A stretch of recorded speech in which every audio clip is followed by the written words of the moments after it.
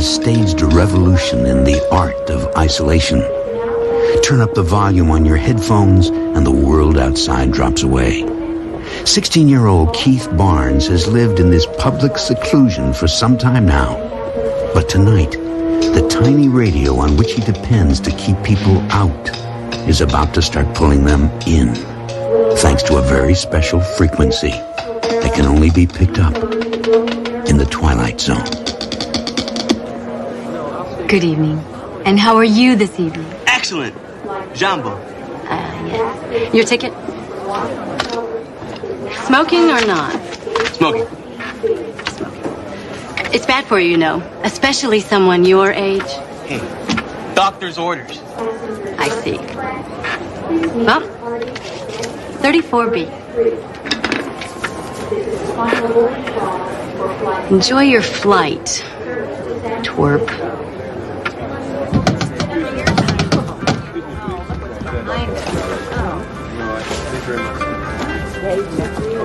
No.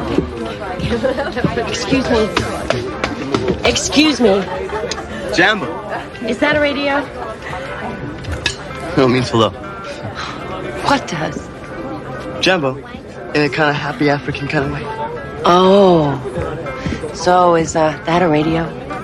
A radio? A radio? What you see before you, Madame. Kawazu 940. It features crystal lock tuning, quartz scan capabilities, and 12 Mondo watts per channel of pure power. It's a radio. We don't allow radios to be played aboard the aircraft. So please, turn it off. I just told you, Gloria, this ain't no radio. What's the problem, Gloria? Well, it seems our little friend here doesn't want to turn off his radio. Turn it off, bud. And put your feet down. Excuse me. Oh. My seat. Oh, excuse me, sir. Yes, 34A, right there. Let me know if you have any problems, okay? Okay. Excuse me. Catch a couple of plays. This is the smoker? Get something down there. Sorry. That's time to go. We'll take off the next. Only here it's pretty close to 8. Put on your seatbelt. Jambo, dude. I mean, so.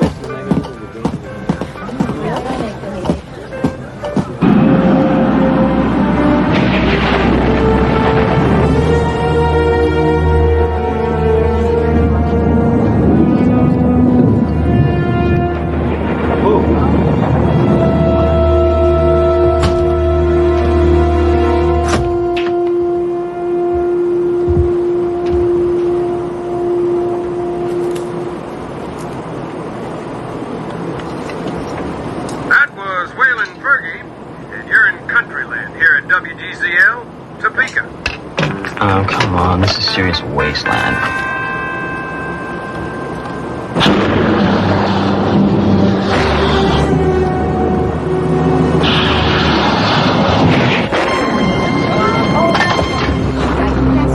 It's all right. It's fine. Sorry about that one, folks. No damage done, though, and that should be our last. Great.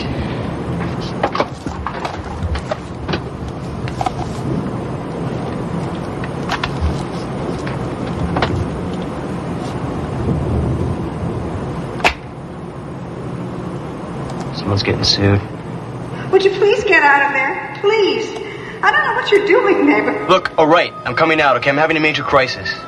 Please, I don't feel well. Hurry. All right, can you please cool it? I heard you the first time. I didn't say anything to you. Whoa. Psycho lady.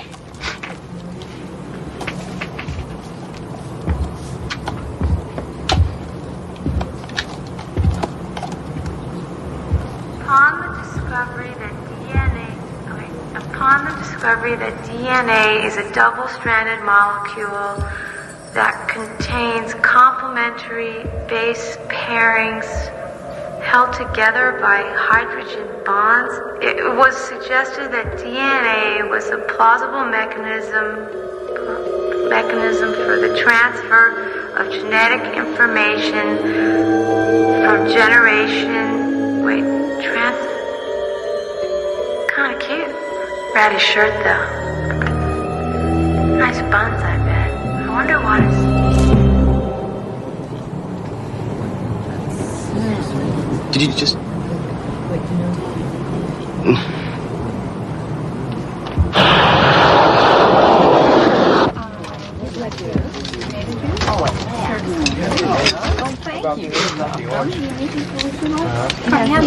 It's incredible. Would you like a complimentary soft drink? Yeah, apple juice is fine. We don't have apple juice. We have tomato juice. A cola. Good choice. Ladies and gentlemen, we are presently passing over America's gateway to the west, St. Louis, Missouri, and the banks of the mighty Mississippi River. We hope you're enjoying your flight. You can tell the. Andrew, would you like a soda?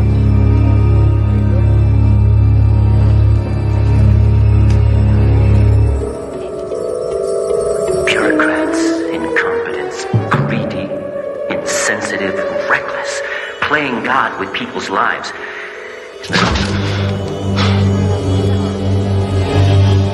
Listen to me. There's this guy on board, and he has some sort of a bomb. What? A bomb. I saw it. I was in the bathroom with him. Oh, you were in the bathroom with him? Yeah, and... Okay, that's it. Do you know that you could be arrested for making a joke about a thing like that? I'm not joking. I swear it, and we gotta stop him. I'm beginning to think that there is something seriously wrong with you. Now look, I don't have time to keep walking you around this plane, so get back to your seat and stay there. Please, would you tell the captain I'm serious? Now!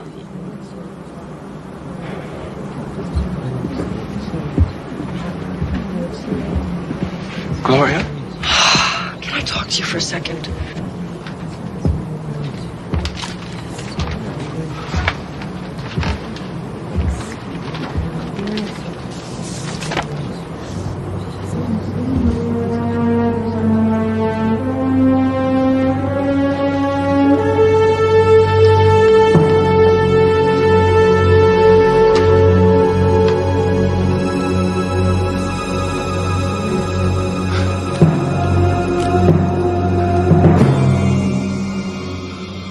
Emergency exits. Oh, I'll show them an emergency exit they'll never forget. Is something wrong? I said, is something wrong? This is really cool. What? It's like the first. Do you want to hear it? Hey, it's cool. Different drummers, you know.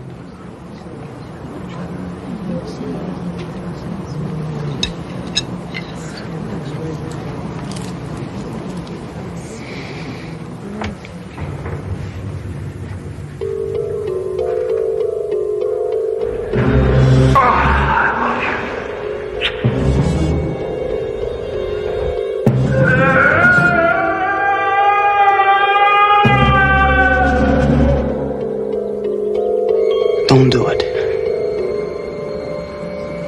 Are you talking to me? Don't do it. You can't bring them back. You'll be killing all these people. I'm afraid you've made some mistake. No. I know who you are, Mr. Williams. I know what you're gonna do, and I know why. And I'm asking you not to, please. Who are you? How do you know all this? You a cop or something? Huh? And you know about this, too? And you also know that I'm capable of doing this right now. Do you? Yeah. I got no choice. I've got nothing left. I've got to do it. I mean, you know what happened. Do you? Yeah. And you understand, don't you? I've got nothing left. But the people who make these things, they have to be more careful. And they have to pay for what they've done. You see that, don't you? But it's not these people. It wasn't them. It's the only way they're going to learn. The only way. Now, you stay here. Not a word. I swear. I'll do it right now. No.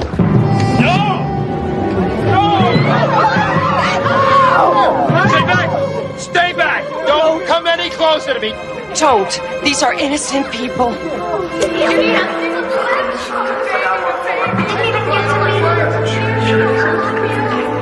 Is this the way it happened? No! Kill him! Kill the son of a... Afraid.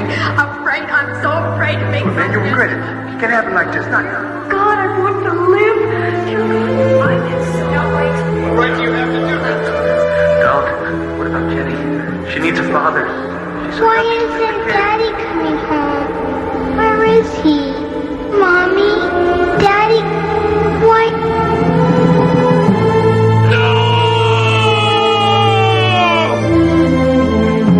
It wasn't supposed to happen like this.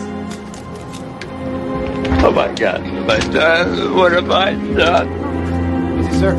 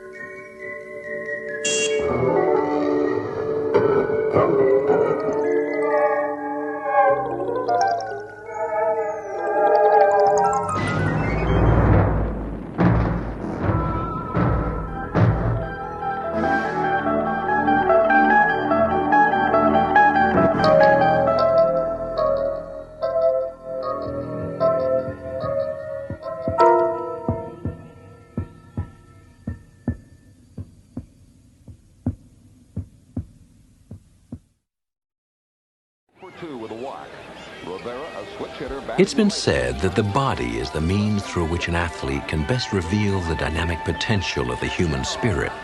But what happens when the means to that expression is injured beyond repair? Meet Ed Hamner, a once prominent player in the big leagues, a man who's never resolved himself to his fate as a non-participant, but who will soon be forced to bat in the Twilight Zone. And the pitch. There's a drive to right center. It is in the gap. Man, go! First, That's it! Dig, dig, dig! Man Take three! Second, yeah! Here's the relay from the outfield. Man is in there with a Hey, Paula, come on in. Come on. Carson working fast. The pitch. The routine bouncer to short. The throw to first, and that's the ball game. The Tigers' slump continues. Bet they wish you were still hitting cleanup. Oh, I don't know. I had my share of big swings that came up empty. Hey, how was practice today? Pretty good. Brian Claiborne says he's going to teach me to throw a curveball. Hey, I'm not going to. I remember what you said. You're too young to throw a curve. You'll only hurt your arm. And besides, that fastball of yours is enough to get anybody out. But you got to concentrate. Remember, if you ever feel like you're losing it, just step off the mound, take a deep breath, completely clear your mind. Confidence and concentration.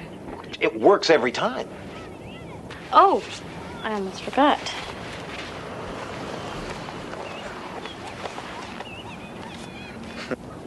Well, I hear 20 Ed Hamners will get me a Reggie Jackson. Yeah, come on. Yeah. But that's not even the real surprise. Take a look at this one. Monty Hanks? Never heard of him. Well, not much of a career, 2 years. Good stats, though. 7 home runs his second year. That was a lot in those days before the Babe. He looks kind of familiar. Kind of like the guy you see in the mirror, right? The guy at the shop said he's been holding on to that car for years. Only one like it he's ever seen. It's an off-brand. It's not even listed in the catalog. Well, I gotta go, or Mom's gonna have kittens. See you at the game tomorrow. Of course, 3 o'clock. Okay. Oh, hey, what about your card? It's a present. I got it for you. Take care of old Monty.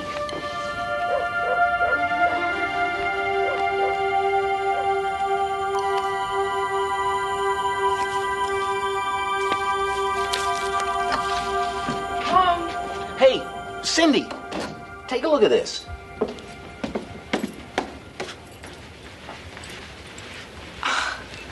Another baseball card. An old one. An old expensive one. I thought you were going to be revising your resume today, Ed. Your interview is tomorrow. You promised you'd try. Yeah, but it's the weirdest coincidence I've ever seen. Paula gave it to me. This guy looks just like me, and what's more, in 1909, this Monty Hanks guy batted .322, had 87 ribbies, and stole 31 bases. Is that weird or what? Or what? No, but those are even the same stats I had my first year up in the majors. That's very interesting. Yeah, I thought I had a bad break. This guy really got shortchanged. His team was in the pennant race late September. He got hit in the face with a pitched ball. Never recovered consciousness. Look, will you pay attention? Your interview is tomorrow, Ed. I think it's a lot more important than some baseball player that died before you were born. You know, Larry Dula is a big fan of yours, and you promised you'd try for me. I will. I'll be fine. That's at 2 o'clock, right? I'll turn on the old charm, get the job, and be home by 7 with a bottle of champagne to celebrate my gainful employment. How's that?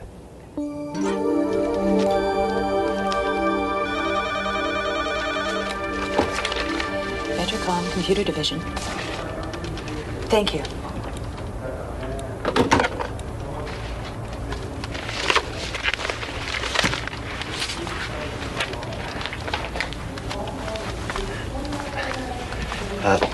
I had a 2 o'clock appointment. I'm sorry, Mr. Hamner. I realize you've been waiting a long time, but Mr. Dula is still on his conference call. Would you tell him I had another appointment? I couldn't wait. All right, we know you can do it. You can strike. You can get him.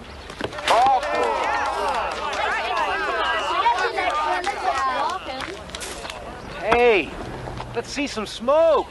You tell him. You shoot now. Come on, concentrate. 3 good ones. We go. Right.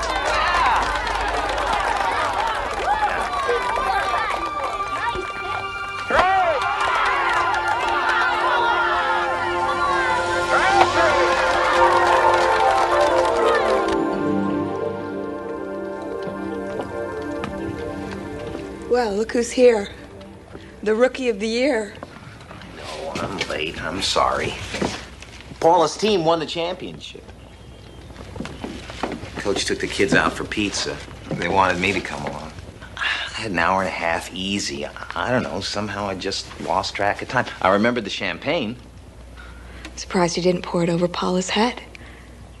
Isn't that how it's done? What did you think we'd celebrate tonight, Ed?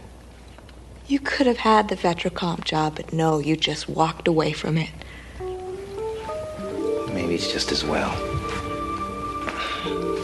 I mean, all I know about selling computers anyway. What about our future, Ed? It's been 2 years since your injury. Are you just going to sit around and feel sorry for yourself for the rest of your life? Do you ever think about me? Do you think I like paying all the bills while you sit around trading baseball cards?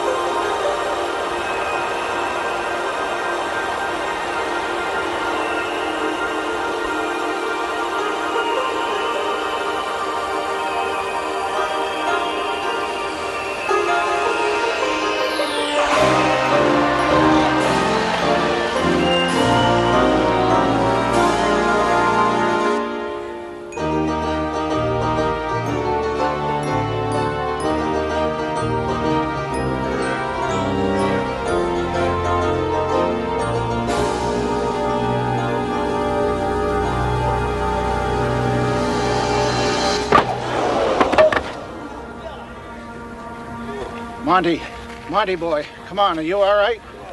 You must have one hard head, Monty. I thought that killed you.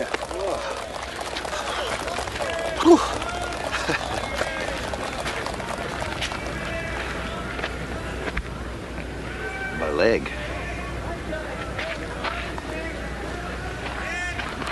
There's nothing wrong with my leg. Of course there's nothing wrong with your leg. It's your damned head that got hit. Maybe I should send Moran in to run for you. No, I'm fine. Well, come on. This ain't no fan dance. Let's play ball. Play ball!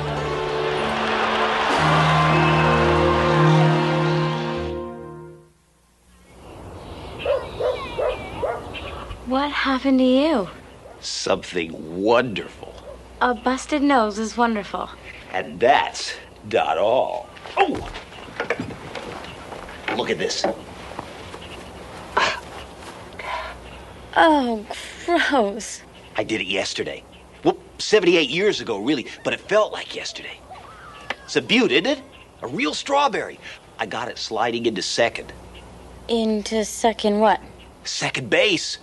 Spikes high in a cloud of dust. I had 2 stolen bases and a 3-run homer. But I didn't need this. It's that baseball card. Somehow, it took me back. And this guy, Bonnie Hanks, I'm him. He's me. I know. It's hard for me to believe, too. Maybe you had some kind of a dream or something. I didn't do this in any dream. Look at the card. I don't see anything. What? Check the stats. Home run, second year. 8. 8? Yesterday it was 7. I hit that one. It was real. I was there. And I'm going back. Hey, kid. You want to see a baseball game? Yeah, sure, but... To take my hand.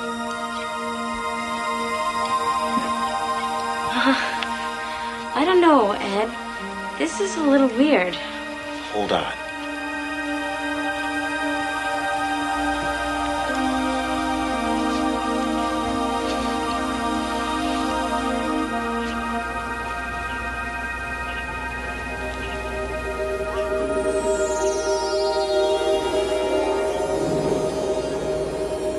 Here we go.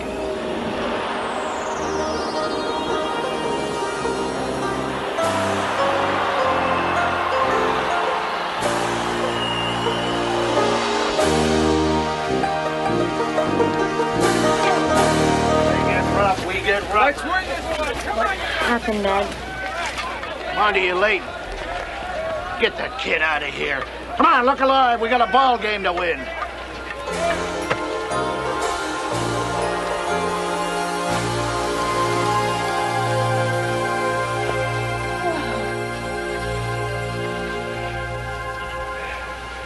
Huh? You were great! I feel great. We're only a game behind the Athletics. If we could sweep them, we take the pennant. And I'll be in the World Series. Oh, wow. World Series! Uh-oh. Well. I was supposed to be home for dinner 20 minutes ago. But yeah, go on, get out of here. We'll do it again tomorrow. I'll see you. Take off. Don't you think you're a little old to be playing with kids and sorting baseball cards? I guess I'm not exactly a prize husband. We were just kids when we got married, Cindy. You grew up. I guess I didn't. I still love baseball. I know it's just a kid's game, but I love it, Cindy. God, but I love it. More than me? No, not more than you. Can't I have both? I guess not. I talked to Larry Dula. There's a company banquet tomorrow. Their speaker had to cancel, and he asked if you'd fill in. You know, tell a few of your old Tiger stories. I'm having your tux cleaned. You always look so sexy in a tux. I don't know, Sid. Come on, Ed. Once they get to know you, I'm sure they'll find some work for you.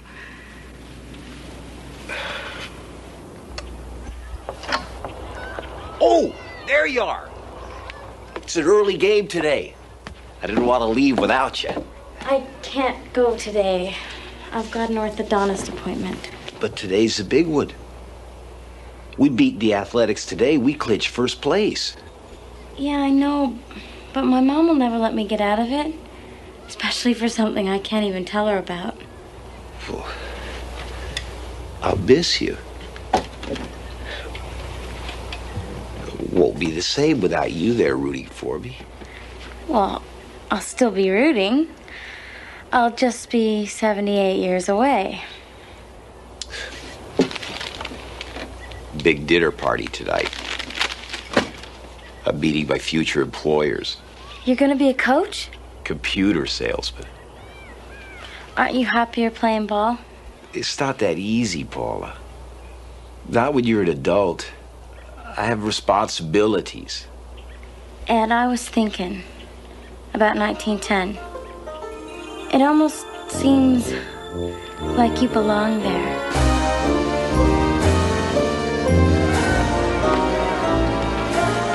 8 innings of goose eggs. I can't believe we're not hitting this guy. Sit down, Monty. You're driving me batty. You gotta score soon. What time do you suppose it is? Later than you think if we don't beat these bums.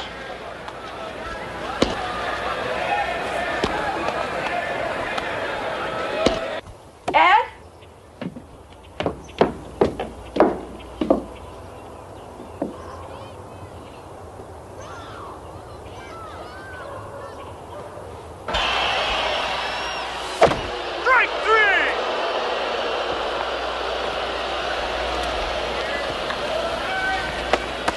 You never swing at pitches like that. Your last 2 at-bats make you look like you don't even want to be here.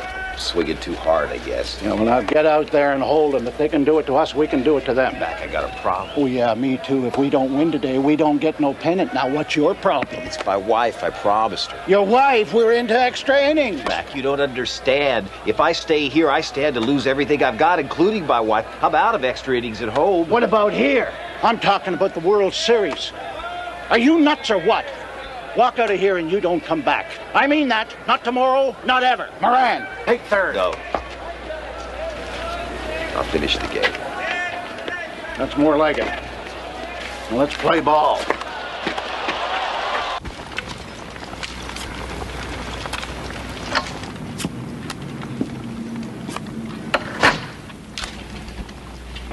Where's Ed? Don't you knock?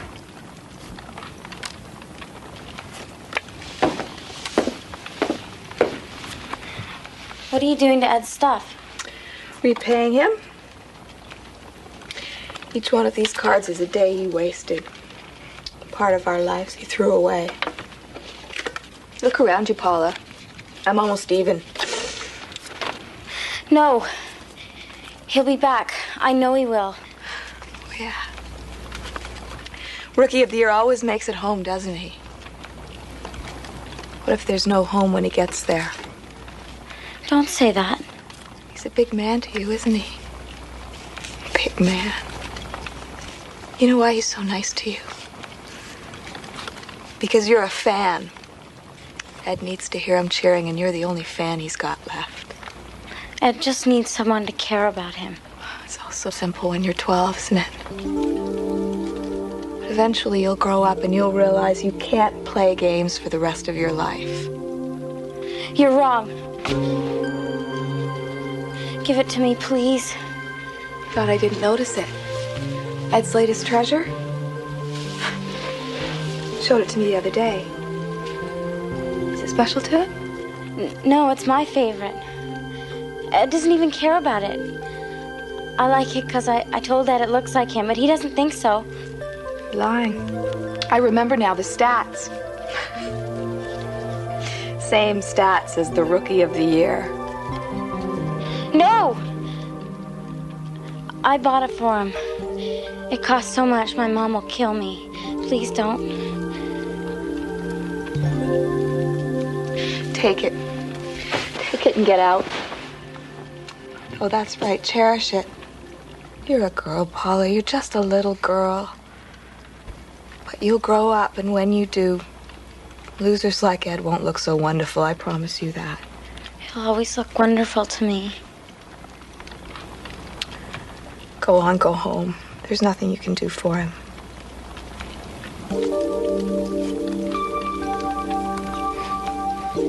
Yeah. There is.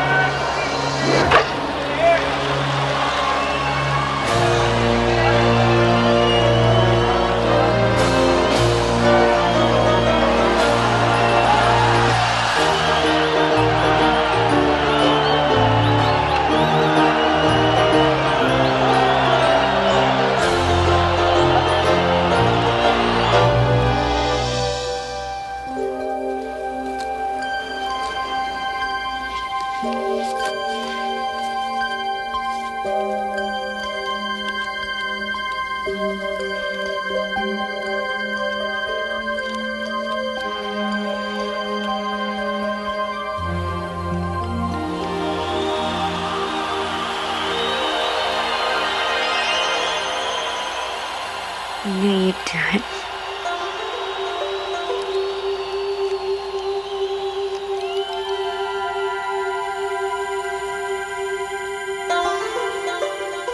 Ed Hamner, Monty Hanks. To some, a mere face on a trading card. But to a special friend, he's an eternal boy of summer. An athlete who found himself drafted by a unique team in a league that plays its games in the Twilight Zone.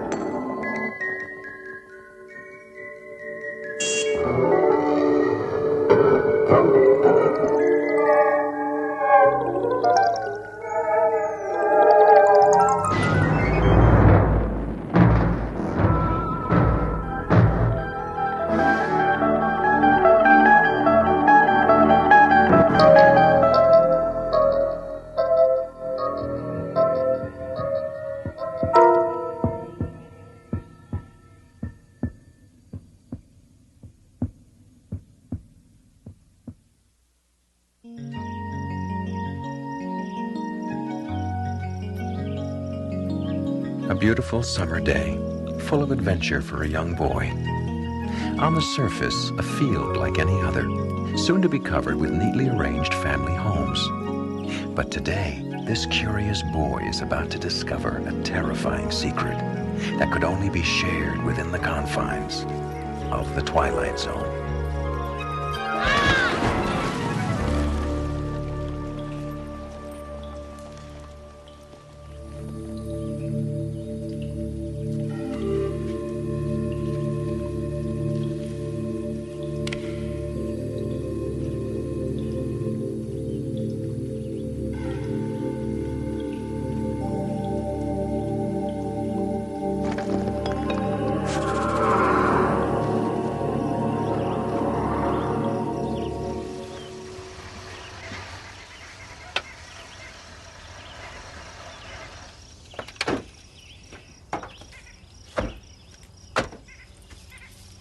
The hall's over there, Sheriff.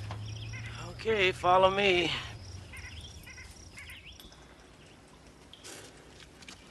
Watch your step there. All right, you're down. What is it? An old mine shaft? No, there weren't any mines around here. More like a cave entrance. What are those?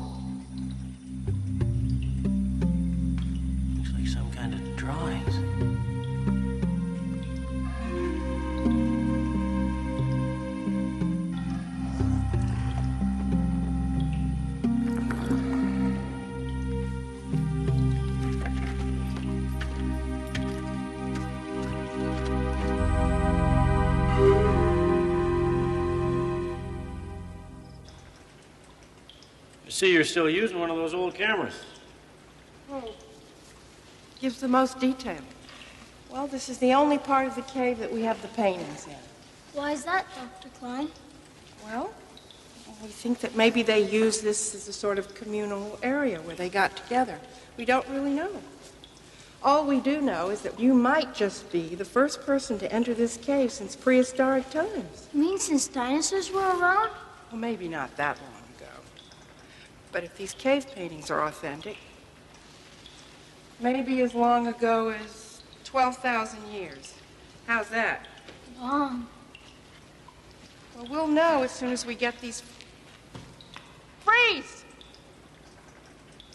Sheriff. Now, very carefully, lift your right foot. Take a step backwards. Sorry about that. Hope I didn't do any damage. Fortunately, no, but you're going to have to be a lot more careful. What's this? Well, we think that that's a hunting party. See, that's a bison underneath the fire. What's that over there? Oh, that. Well, that could be a kind of spiritual doorway or a circle where they all got together for protection. Wow. Something, huh? That was really neat, Dr. Klein. Thanks a lot. Anytime, Steve. Bye. See you, Sheriff. Bye, Steve. Well, looks like you're making some real progress down there. So what's this problem you're calling me about? Sheriff, this could be one of the single most important archaeological discoveries of the century. I'll know as soon as I get my photographs back to the university, but meanwhile, I need to know that this site is going to be protected. Protected? From what? Vandalism. Some of the artifacts have been disturbed. Anything taken? No, just moved around. I think somebody's trying to scare us off. Well, Doctor, I don't know. A raccoon could have gotten into the cave, I suppose. Sheriff, would a raccoon drag a sheep's carcass to the mouth of the cave?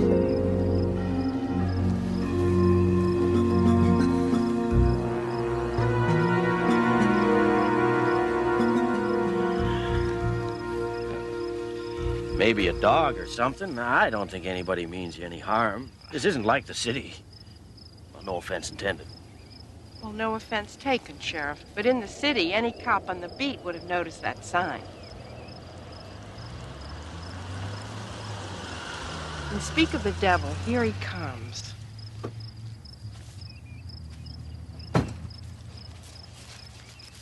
Hi, Sheriff. You still here? You mean in spite of your feeble attempts to scare us off? Now, Dr. Klein. What's that supposed to mean? You know what I mean. She's convinced that you are causing trouble up here. Is that so, Jim? She's the one causing trouble. I've got houses to build.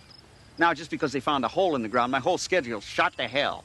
I think it's a little bit more than a hole in the ground, Mr. Hilson. Fact is, it's my ground. Now, if you want a couple of rocks and bones, fine. Take them and get out of here. Come on, Jim. These things take time. Fine, fine. You want to defend a little lady? Little lady? Oh, hold it, you two. Oh, come on, Roy. You know how it is. I've got 2-bedroom ranch styles to build. And swing loan payments to make, I bet. What's my financing got to do with this? You're probably way out on a limb financially, aren't you? If you don't get this development built soon, you'll lose your shirt, right? That's none of your damn business. Nah. That's all right, Sheriff. I don't need protection. It's those cave paintings that are priceless that need protecting. And I'm going to recommend to the state that they be protected under existing law. So you can just forget your scare tactics, Mr. Hilson. Well, I'm not going to be shoved around by some ivory tower intellectual. Oh. Dr. Klein, I will look into the vandalism. So you just go on back to your dig. She can go back to her dig. But I'm going to court.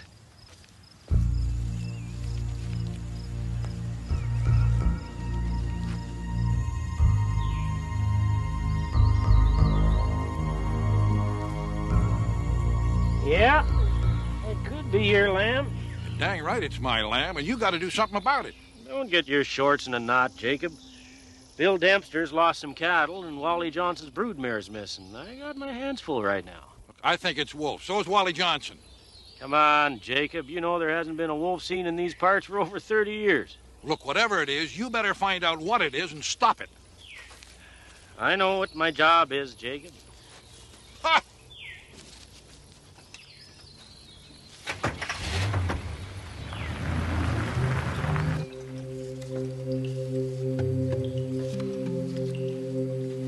Dr. Klein, do you want to ride with us? We're heading back to the university for the weekend. We wondered if you needed a ride. I'm staying here, John. You really should try and get out of this hole for a couple of days. Okay, see you on Monday.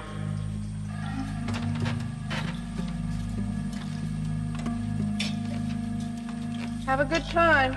Bye, Dr. Klein.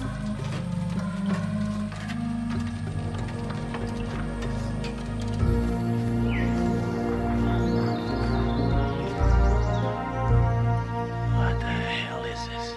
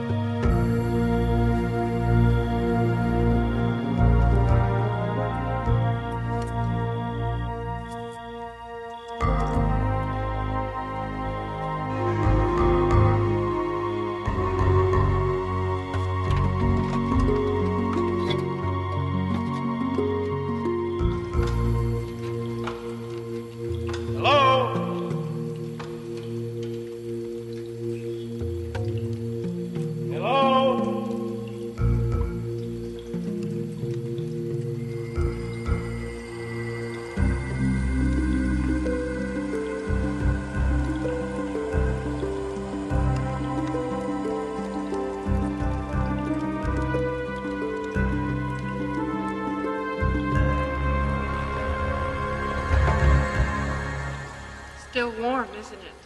Holy Hannah, you scared the bejesus out of me. Why didn't you answer when I yelled? I didn't know who you were. What are you doing here? Tracking missing livestock. All the blood trails I've been following the last 2 days have led in this direction. And? And I think I may have an answer. The animals have been dragged into this cave and probably cooked right here. The problem is, who's been doing it? You got any ideas? Couldn't care less about some missing sheep. Who said sheep? Well, I saw the bone, Sheriff. I went up top to get some equipment. When I came back, it was there. Well, what are you doing here? I work here, remember? You're not doing any digging with that little flashlight. What's up? Well, you're going to think I'm crazy. But there have been some changes in the paintings.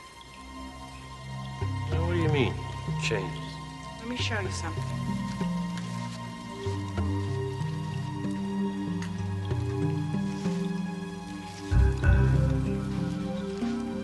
Take a look at this. Yeah? So? Take a good look. The hunter is on the right side of this little circle thing in the picture. And on the wall, he's on the left side. Looks like the negative's flipped. No, no, no. Look. Here, he's facing toward the circle. And there, he's not only on the other side of the circle, He's facing away from it. Well, I don't know, Doctor. Some prankster could have gotten into the cave and changed the paintings. Like who? Maybe the same guys who left the carcass outside the cave. Or maybe you are right about Jim Hilson. Maybe he is trying to scare you off. Well, I'm no fan of Jim Hilson. You know that, but he's just not bright enough to pull off something like this. Anyway, these are authentic. And how do you know that these are authentic? Sheriff, I studied in the caves at Altamira, Gasula Gorge, and Caplon. And I did my dissertation on the cave paintings at Lascaux. You just have to take my word for it. I know about cave paintings. Okay, so they are real. What's your explanation? I don't have any. And the fact that they're real just makes it that much more disturbing. Come to think of it, it doesn't explain what you're really doing down here tonight either. Sheriff, something is happening here late at night. That's the only explanation. There's someone here all day. So whatever is going on happens at night. And you are planning to spend the night to get the drop on the bad guys, right? Well, I don't know what kind of guys I'm dealing with, but I intend to find out. No. You're not doing anything of the sort. Come on, let's go into town. You can come back out first thing in the morning. Sheriff, you're not in charge here. I am. And I intend to spend the night, and that's that. You see, I've got my cot here so I can keep an eye on things. Doctor. So you just mosey on along, and I'll see you tomorrow. Doctor, this is my county. Toodaloo, Sheriff.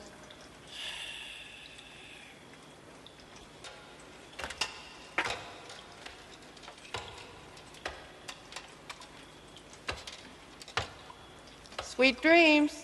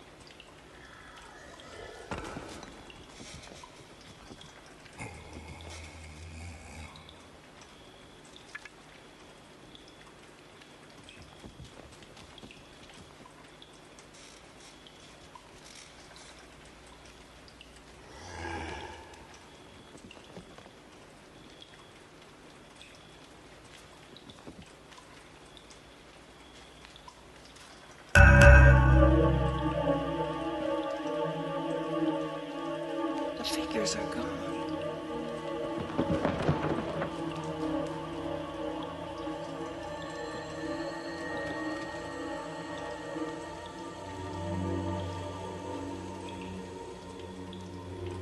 What's going on? Who's there?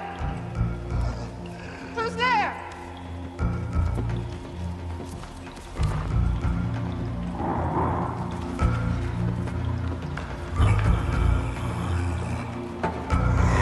Who's there?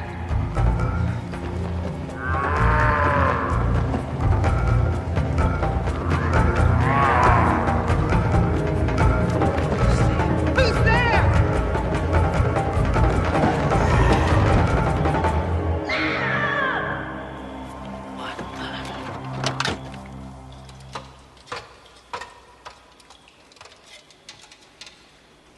Dr. Klein!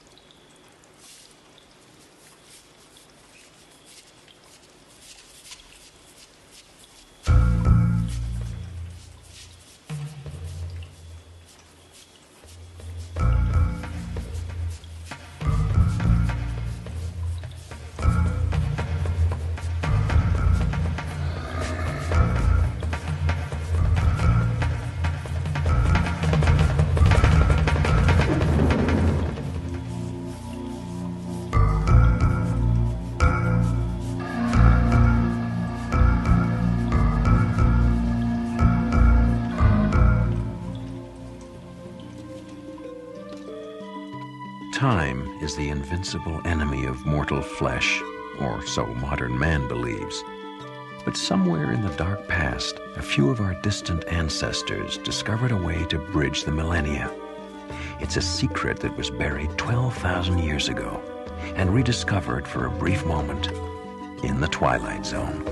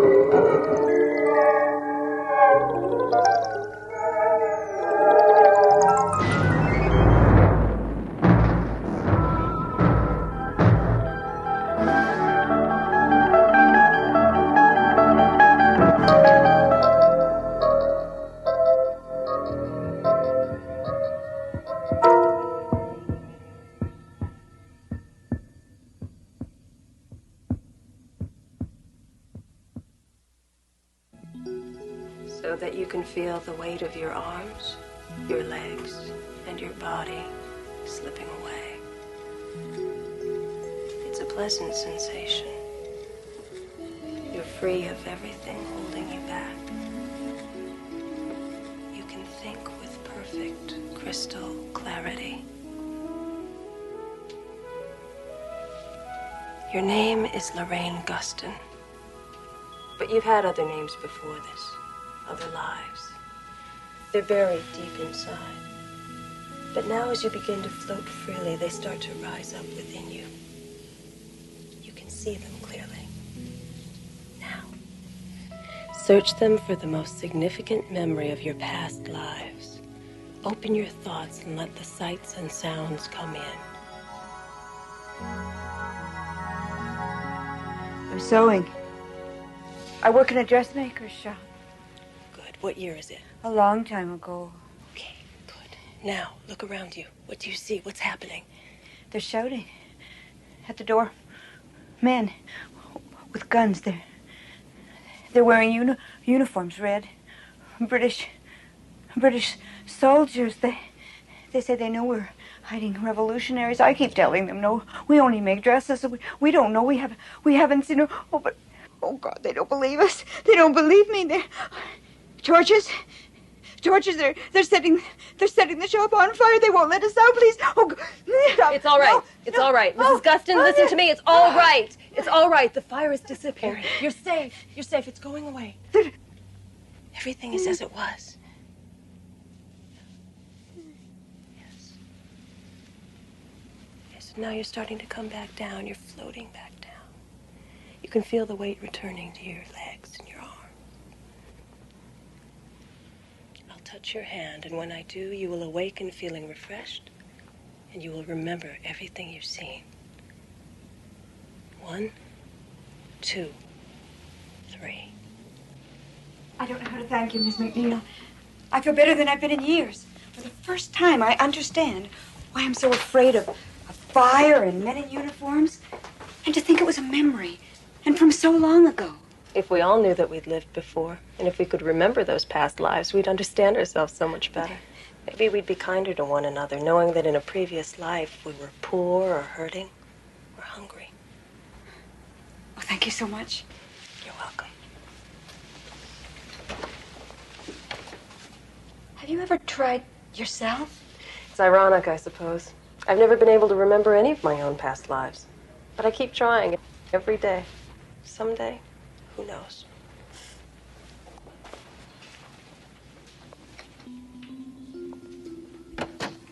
Mary McNeil, dealer in dreams and memories, to whom the uncovering of past lives is the greatest good she can render to a forgetful humanity.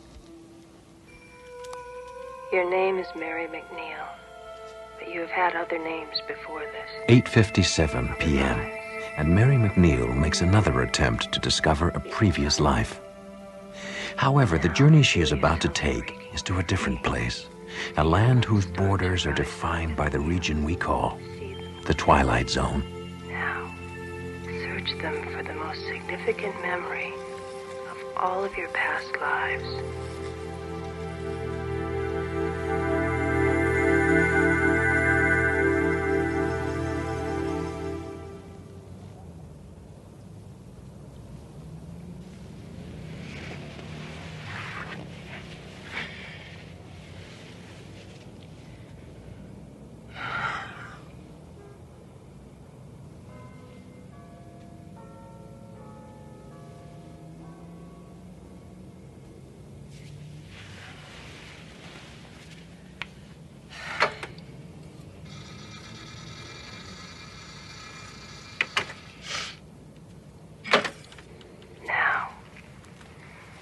Search them for the most significant memory of all of your past lives.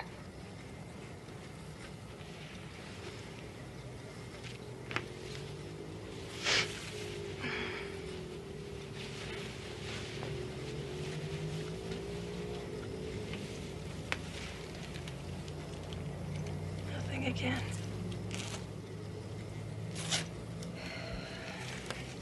Well, at least I got some sleep.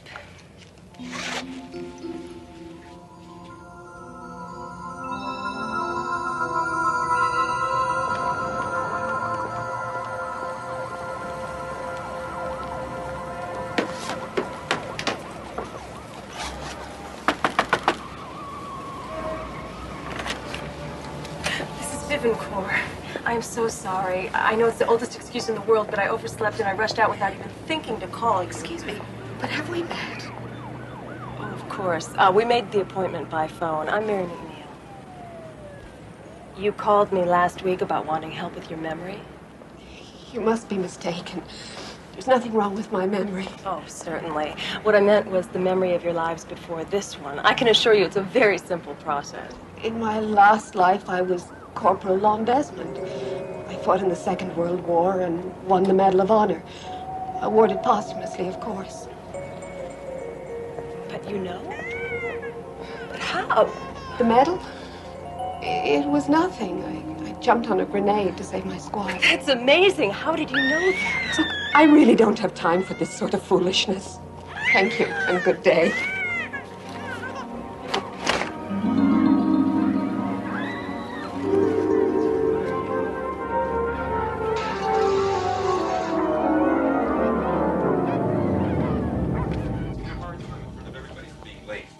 He ever gave me any changes. I had the same problem with the boss my last life. Man, just my luck to get stuck like that 2 lifetimes in a row.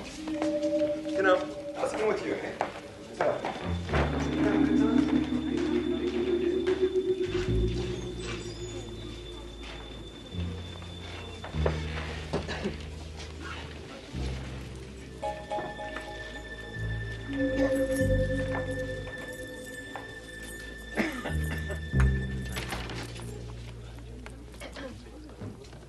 Excuse me, miss, can I help you?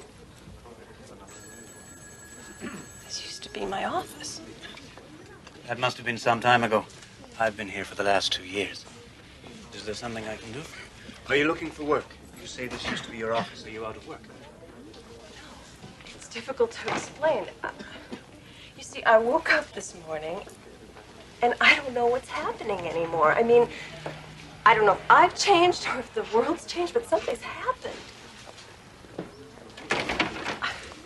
I don't even know why I'm bothering you with all this. It's just that there's nobody else for me to talk to. Yes, there is. Now, if it's any help, you're not alone. A lot of people have trouble adjusting to their new lives. That's why we're here.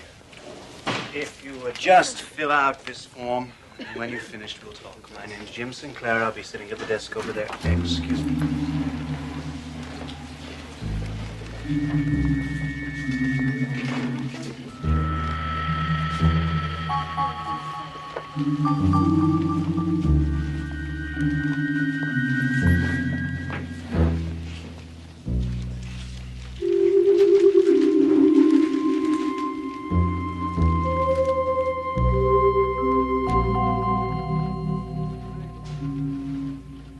What's a regression therapist? It's nothing. I don't think it matters anymore. Relationship counselor, self-help instructor, 2 years as head of a crisis counseling unit. You have a high priority on helping others, an admirable quality. I see you didn't list anything from your previous life. I didn't know that you could. It helps, particularly when you've developed no skills in this life. Now, if we can just run through the jobs you had in your last 3 or 4 lifetimes, starting with the most recent. We won't go back more than a couple of 100 years. There's not much call for blacksmiths.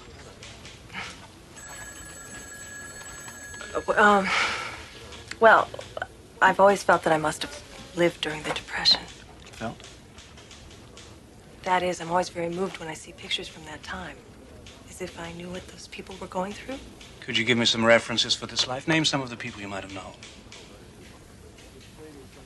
I really don't remember. Addresses, marriages, schools, technical, liberal, anything at all? Look, I'm trying to help you, Miss McNeil. I can't do that if you won't help me. I didn't say I wouldn't. Listen, I'm sorry I took so much of your time. Thank you for your help.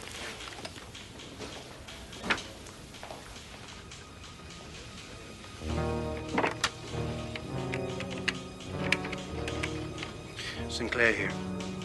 I just had a woman in here who listed only her present life on her resume.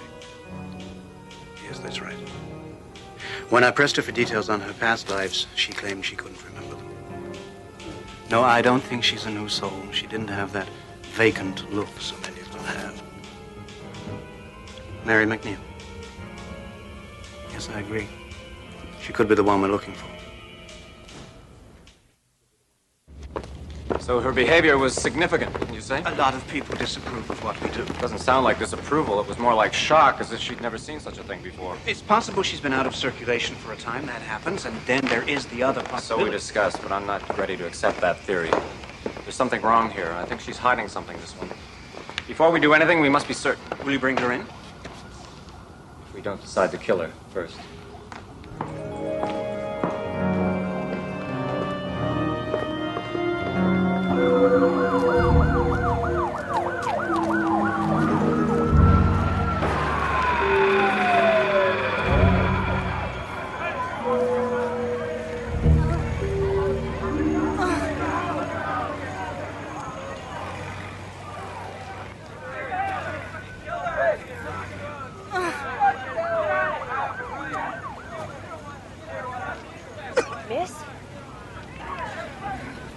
Miss, are you okay?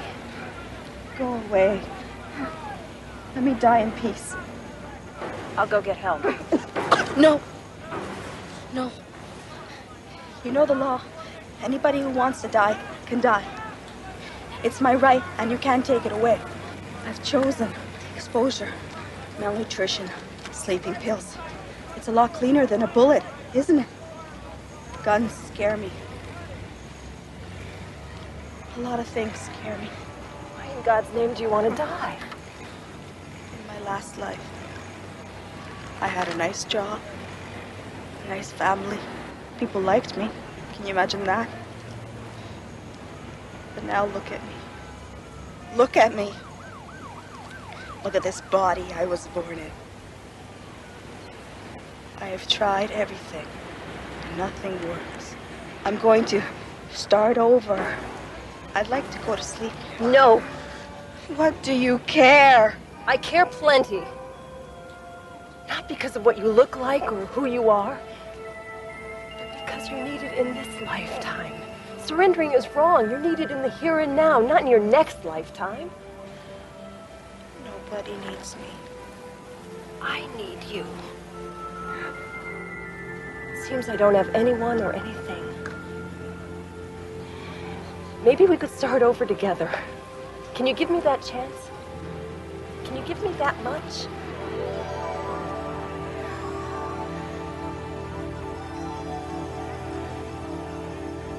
I'll go get help. I'll be right back. There's a woman back there. Can you get an ambulance? I think she's dying. It's a man from the agency. No. I'm No. sorry, miss. No. You have to come with us. No. Promise me you'll get that woman an ambulance. We'll look after Promise her. me. I promise.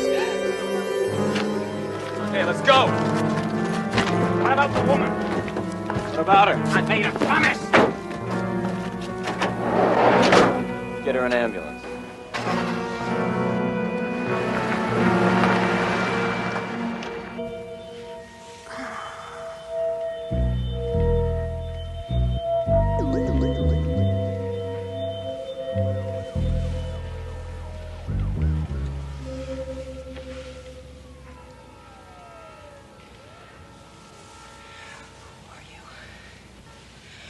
Why are you doing this to me? Call us concerned citizens, Miss McNeil. We're part of a group not quite sanctioned by our government, but then not entirely denied either. We play hide and seek. We seek out people like you, your kind. What kind is that? Well, that's what we've brought you here to determine. Who are you, Miss McNeil? Really? I've heard that you claim not to know who you were in your previous lives. You must understand that that's quite irregular. It's utterly unheard of. And we can find no documentation on you. No identity papers, no place of residence. It's as if you did not exist. And if you do not exist, then no one will miss you. So you see, it's in your best interest to cooperate with us. What are you trying to hide? Who were you in your previous lives? I told you, I don't remember. Remember? Remember what? Names? Places? Body counts? Have you been to Moscow lately? Guyana? Uganda? What names did you go by in your past lives? The Borgias? Attila the Hun? Lady Macbeth? We can run down the whole bloody litany, if you like, if it helps to jog your failing memory. Haven't seen our friend Adolf in a while. Could there be a little Führer hiding in there? Leave me alone. He could be telling the truth. If she is, and she's the one we're Not looking in front of her. If she's telling the truth, we're going to find out soon enough.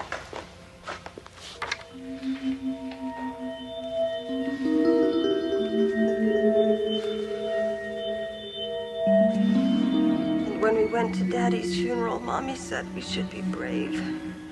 I wore my new blue dress, and I read a poem that I wrote myself. After it was all over, Mommy said we had to move. Earlier. But I didn't want to. Go earlier. I don't know. Who were you? I don't remember. I'm going to double the serum. That could kill her. We're going to have to take that chance.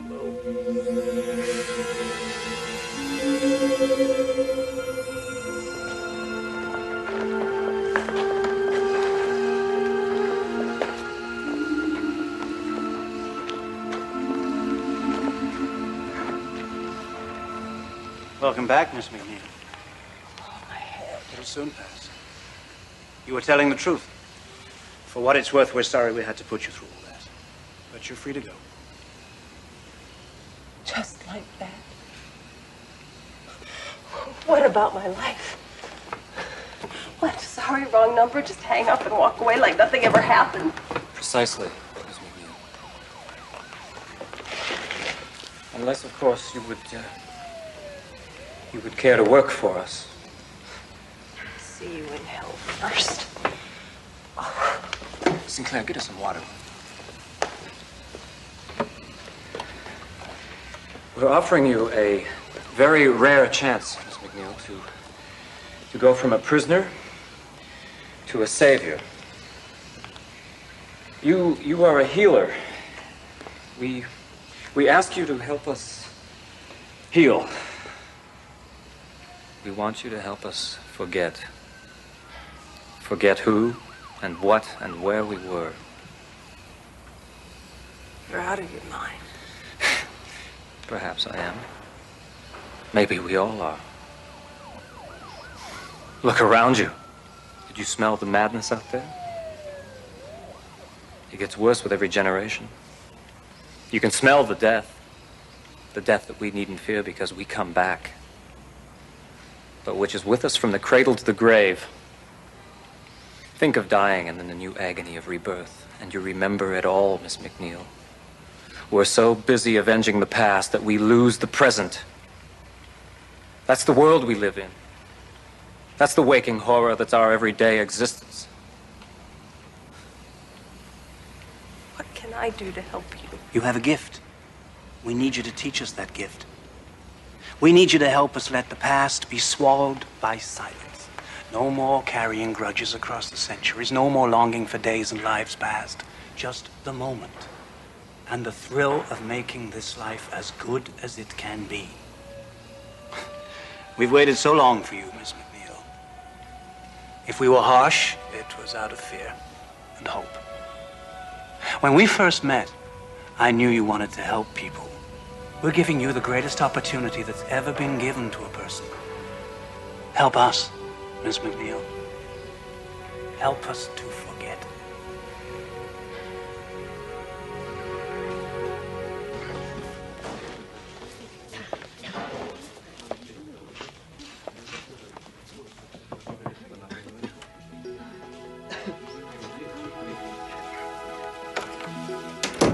Your name is Ruth Warden. That is the only name that you will remember. Let the memories of your past lives fade. When you awaken, you will remember only that you are Ruth Warden, and you will begin your life with a fresh start. Mary McNeil, who set out on a voyage of discovery that brought her home again by a most curious route, now appointed guardian of doors best kept sealed in the mirror, mirror world of the Twilight Zone.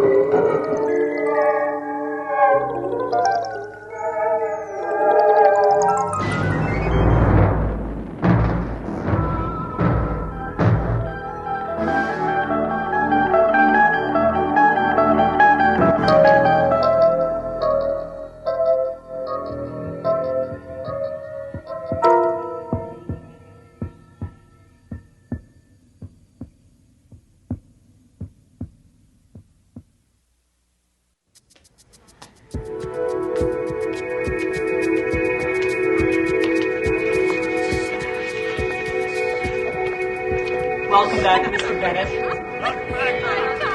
For he's a jolly good fellow, for he's a jolly good fellow, for he's a jolly good Heart transplant right here in our own office. One man, one heart. An obsolete fact of life. Witness Tom Bennett, a man who accepts his new organ as just one more item that money can buy. Okay. All right, everybody. Thanks a lot. That was very nice. Now, let's get back to work. A man who would tell you that the boundaries of the Twilight Zone are shrinking as miracles become commonplace. What the hell is wrong with Spence? Did you talk to him about this building lease? Sure, I gave him input. Why? Look, they want 3 floors, 3 high floors. And always asking Tom, for... Tom, I know I said exactly the same thing. I told him he's practically giving the store away. Now, about last night. Yeah? My compliments to your surgeon.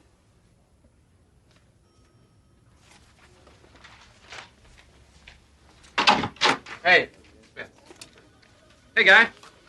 Welcome back. Place hasn't been the same without our killer shark. Yeah, I noticed that. 60,000 feet at $2 a foot. We can get at least 2.5 for that. Are you okay? Yeah, I'm fine. Well, that's a first. Tom Bennett loosens his tie. Tom, are you sure you're feeling okay? If you can show me where we can hit them up for some more money. It's easy. How is it easy? You just up the price to 2.5 per foot, and then tell them to take it or leave it.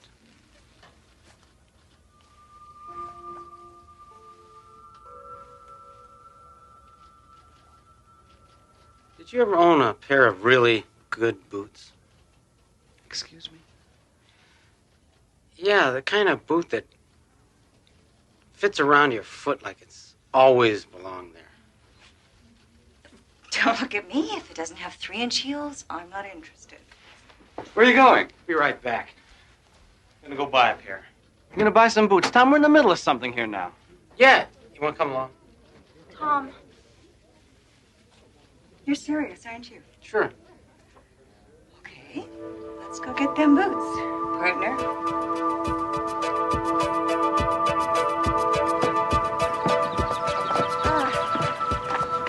Want me lunch? You shouldn't have. Come on, let's go for a walk. Okay, what's that? Hot dogs for lunch, strolls on the beach. Tom, this is not like you. But it's great, isn't it? Come on. Wait a minute, Tom. I can't go down there in my heels. Take them off. Sure. Designer hose, $30 a pair. Why not?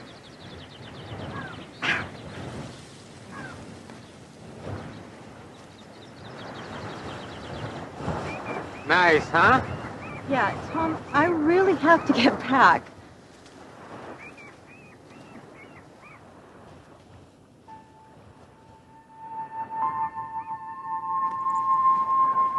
Tom. Hello? That woman. What about her? I've seen her before. Where? You mean here before? No. Yeah. Maybe I have.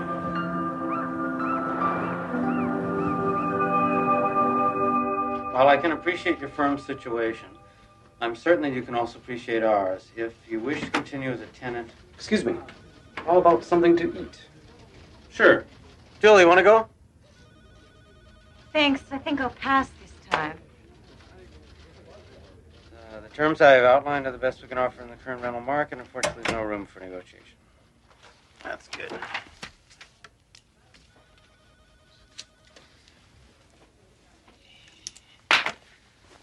You know, I was thinking this place could use a few plants.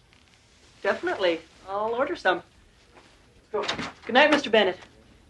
He used to hate plants.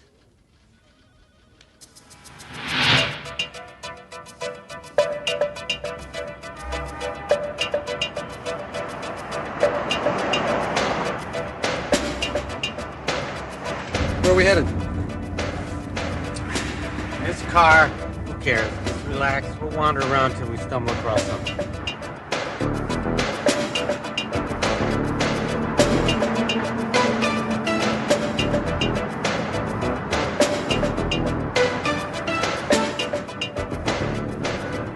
Okay, what's going on? I told you, just wandering. For an hour? Look, I know you like driving this car, Tom, but I'm starving. Hey, bear with me. I feel lucky. Jesus. Now, that wasn't wandering. Tom. I don't know. I just felt like going in this direction. Tom, when you have a heart transplant, it's got to be a shock to your whole system, you know? Did they warn you about anything like, temporary craziness?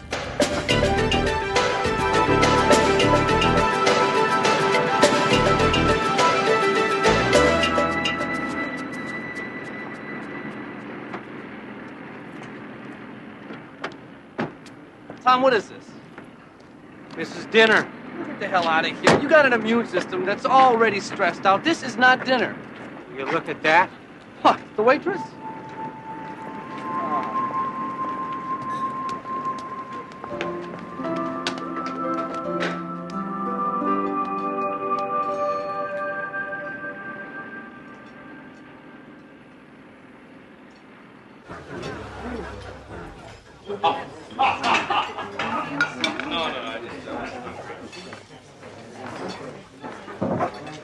What are we doing here?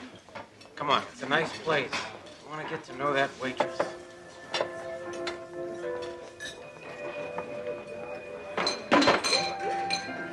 Why? I don't know. There's something about her. It's like she's somebody I want to talk to. Mister, is there some reason you've been staring at me since you walked in here? I didn't mean to make you uncomfortable. Look, this is going to come from nowhere, but will you have dinner with me? No. Just dinner. Honest. Sorry, I'm booked up till Christmas. I'm serious. I think we have something in common. Take a chance. Tomorrow night. Or the next night. I know some great restaurants. Thanks, but no thanks.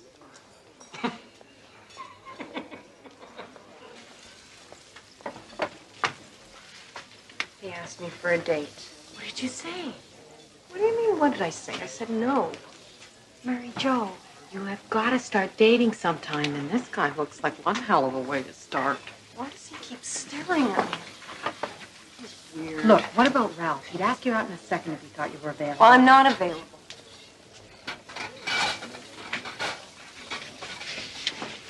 Honey, Jamie's dead. You aren't.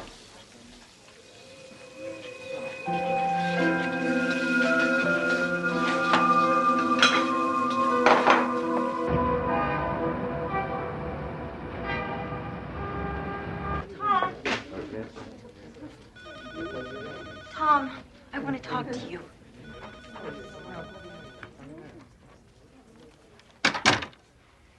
Okay, agreed. We have no claims on each other, fine. But I will not be humiliated. Huh? By a waitress? In some greasy spoon, Tom? Hey, I go in there for lunch a couple of days a week. That's it. So what's the attraction, the ambiance or the cuisine? Both. I like the food, and I'm comfortable there. I feel good there. Which is strange, considering nobody likes me. Least of all your waitress, I presume. She's not my waitress anymore. Mary Jo refuses to serve me.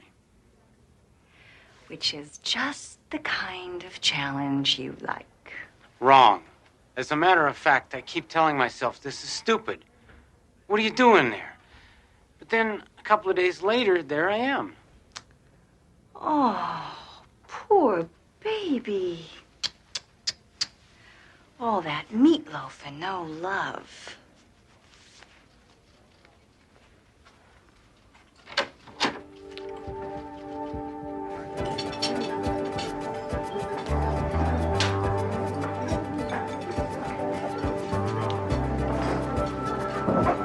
Hi.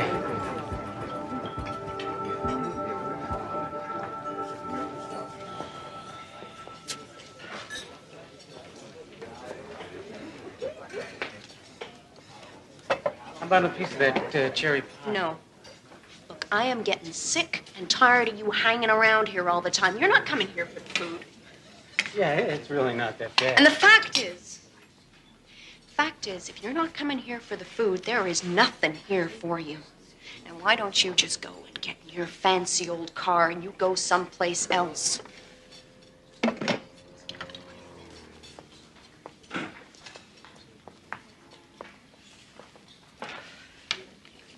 Don't you get the message? You're not wanted around here.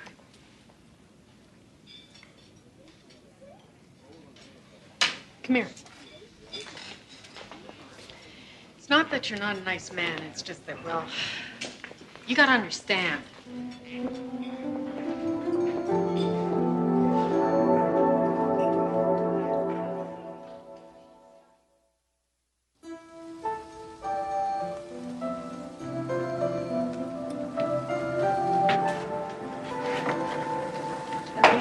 Mark, he's here.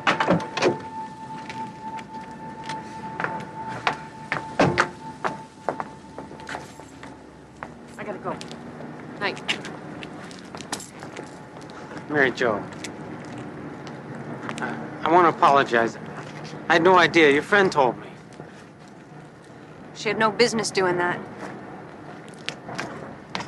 Mary Jo, you guys must have been pretty close, huh? Close. We lived next door to each other since we were 5 years old. We always knew we were gonna get married. Well, maybe that sounds kind of silly to you. Well, maybe it is silly. But it was the kind of love that makes you hurt. The kind of love that you feel right down into your toes. He promised me. He wanted to wait until he had a good job. And it didn't matter to me at all, but it was important to him. And he did it. I was so proud of him. And he called me up. We set a date. And he was coming right over and we were gonna celebrate.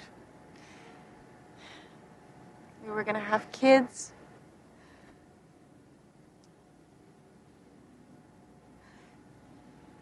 They said he drove off the road.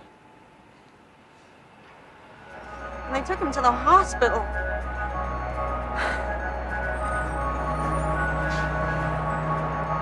Even in death, he did good by somebody else. That's the kind of guy that he was. What do you mean? Nothing. Nothing that would mean anything to you. Now, please go away! Wait, what was his name? I want to know his name.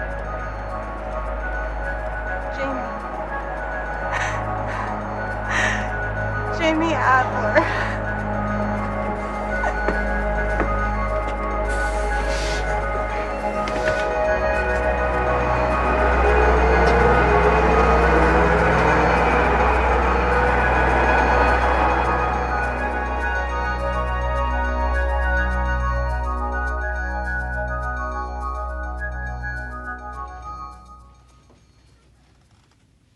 Thank you, Doctor. Yeah, I appreciate it. Of course. Strictly confidential, I understand.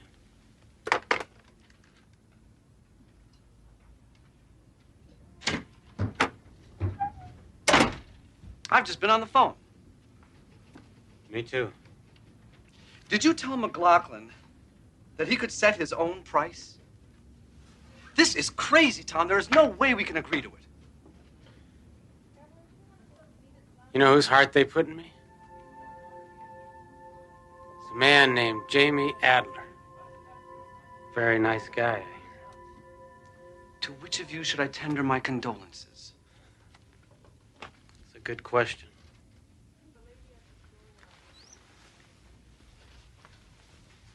Where the hell are you going now? I don't know. Going for a walk. Look, Tom. If you don't shape up, you're going to lose everything. The house, the job, the car.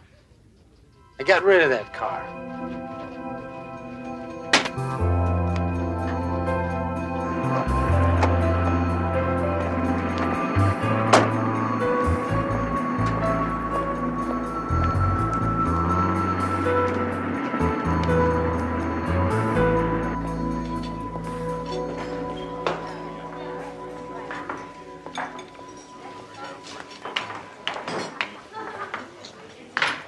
What do you want? Coffee.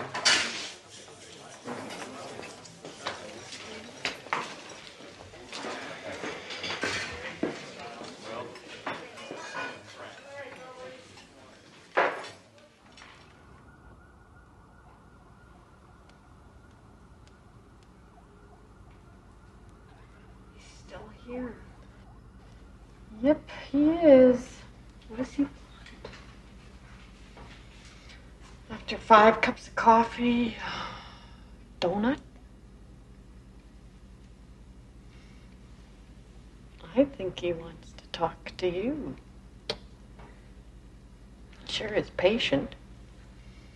I think if we went away for the weekend now, he'd still be here Monday morning waiting. What should I do? Follow your heart.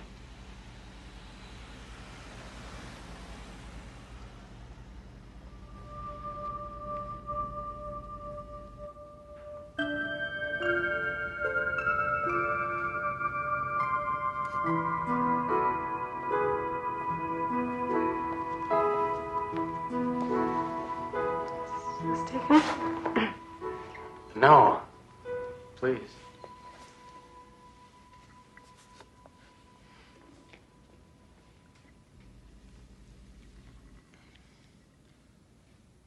Am I really so terrible?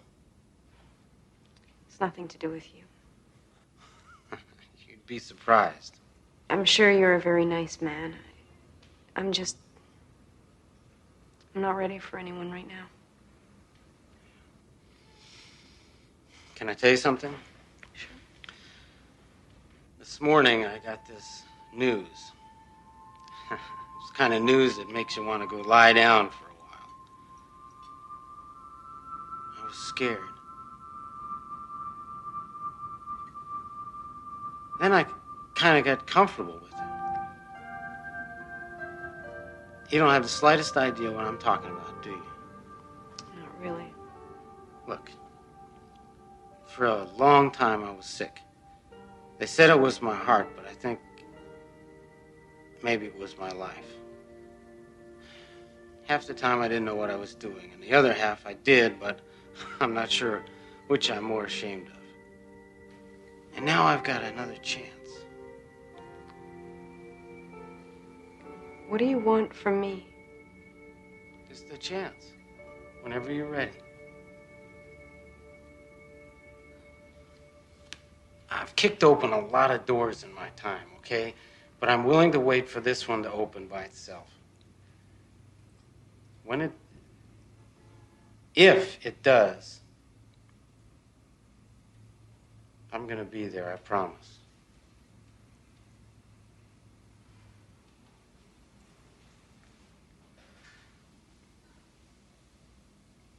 Well, at least let me buy you a piece of pie. Madam, give me a piece of strawberry pie with peach ice cream, please.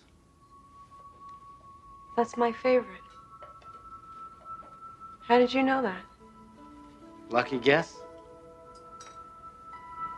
You're a strange one. I warn you, I'm not an easy person at times. Oh, really? Jamie made me a promise, too. He said that he would always be with me. Yeah, I kind of suspected that. Well, he meant it, I'm sure. And, I'll keep my promise. Cross my heart. A philosopher once wrote, "The heart has its reasons that reason does not know." Perhaps he was born knowing that truth. Or perhaps, like Mr. Tom Bennett, he discovered it with a little help from the Twilight Zone.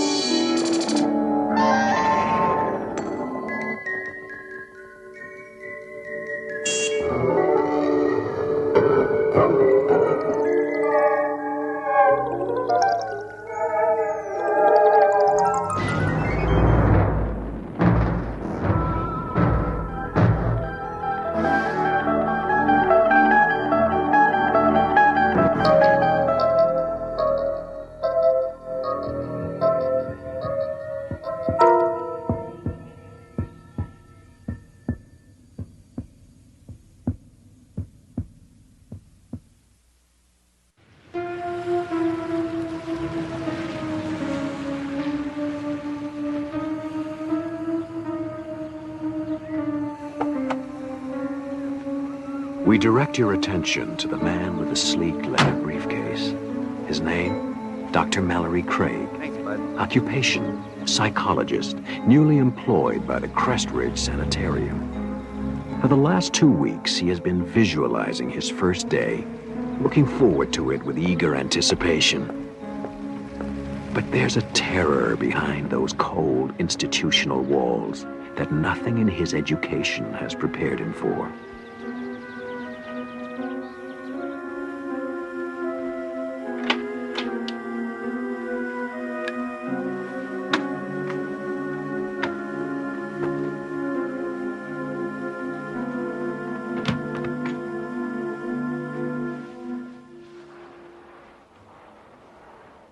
Dr. Craig? Yes. Rebecca Robb. Everyone calls me Becky. I'm the catch-all head nurse, good cop, bad cop, advisor on policy, and tracker down of missing paychecks. Glad to have you aboard. Thank you. Glad to be here. This place has got a fine reputation. I only hope I can live up to it. I'll get you the files on your clients. You'll be taking over Dr. Parnett's group, about 6 or 7 people. I think you'll find them all quite fascinating. Thank you, Becky.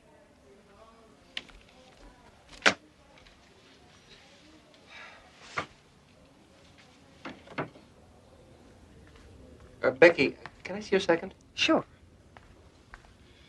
What can you tell me about this patient? Name of Sharon Miles. It says here she committed herself. That's correct. Although Dr. Parnett thought there might also have been some family pressure to check in. It also says she refused to leave the house, was constantly rearranging furniture in strange ways, and refused to sleep anywhere but in a plain white room. Still does. Since she's been here, she's repainted her room, I guess about half a dozen times by now. Anytime there's a spot or a crack. Dr. Parnett said to let her do it. It might be good therapy for her. She dresses only in solid colors and refuses to leave her room except for meals and counseling sessions. And then only with difficulty. I've never heard of anything like this before. What's her attitude? Frightened. Doctor, in my 10 years as a nurse, I've never seen anyone so completely, utterly terrified. Of what? I don't know. Even Dr. Parnett couldn't find out that one. Good night, Doctor.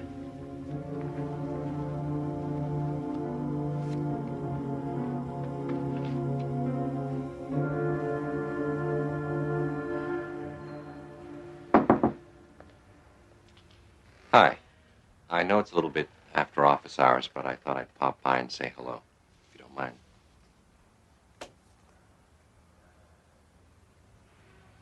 Yours? Nice work. I'm afraid arts and crafts are pretty much beyond me. Tried to make a bookcase once, ended up as a napkin holder. Nice room. Spartan, but very nice. Thank you. I've been going over the caseload, and yours is very interesting. I noticed that you graduated to therapy on a voluntary basis. Dr. Parnett decided not to push matters. If there was something I wanted to talk about, I'd talk about it. But you haven't. You haven't been to therapy in nearly 2 months. You know, I'm sure if you were to try again, I could arrange for a field trip. No. I don't think that would be a good idea. Not yet. When I'm ready, maybe. All right.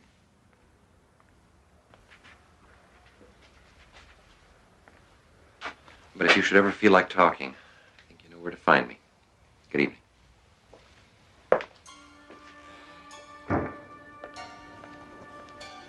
Ah, good. There you are. I've been looking all over for you. Before everyone went home for the night, I wanted to introduce you to the rest of the staff. Fine. That'll be all right. Get it away from me! Get it away from me! Get it away from me! I told her we don't have any other heavy blankets. It's getting colder and she's I don't freeze. care! Get it away! I don't want patterns! Look, just go and get 2 or 3 light ones. That should be all right, don't you think? As long as they're plain. One color, no patterns. No patterns. I promise.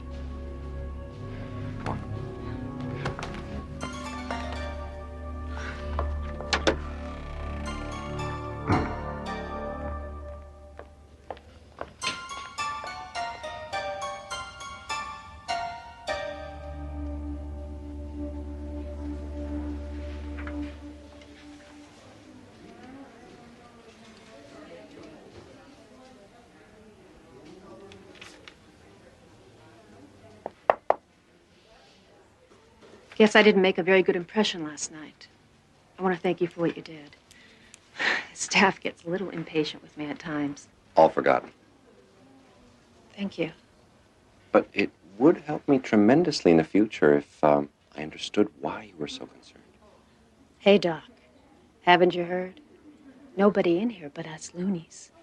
We don't have to have reasons for what we do. I disagree. And for what it's worth, I don't think you are a loony. Scared, yes. And I'd like to try and help. Talk to you for a while. All right. If you just move that for the time being.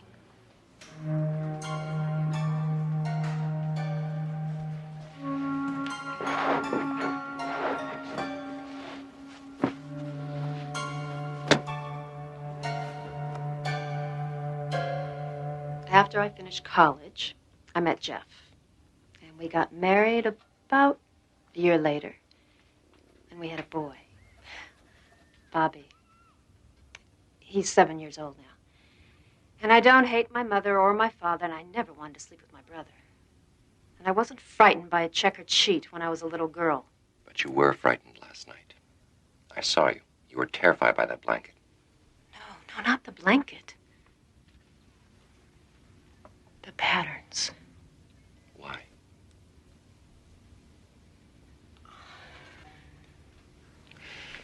Don't you want to leave this place? I can't imagine you'd want to stay. Then why don't you tell me? You wouldn't believe me if I told you. Try me.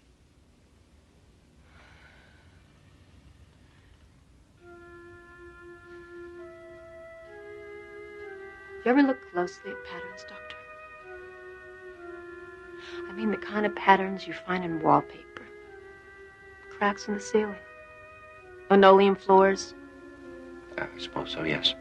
You ever see faces in those patterns? The way that the cracks and colors come together so that if you look at it, just so, you could swear you see a face. Of course. We had a linoleum floor when I was a kid. I used to spend hours looking at the patterns, trying to make faces out of them. See, that's the way the brain works. It tries to find order in chaos. Given the chance, the mind plays a game of connect the dots with whatever it happens to be looking at the time. Yes, but did you ever wonder why you see faces? Not animals or plants or buildings. But faces. No, actually, until you mentioned it, it hadn't occurred to me. It didn't occur to me either. At least not at first. It was Sunday, and I was looking up at the wallpaper. It was covered in abstract patterns, you know the kind. And I was looking up at the wallpaper, looking into the patterns. I saw a face in it. Doctor, I swear it looked back at me. Right at me. I caught it off guard, I guess, because I got the most terrible, horrible feeling that it knew that I saw it. And I looked away. And it was gone.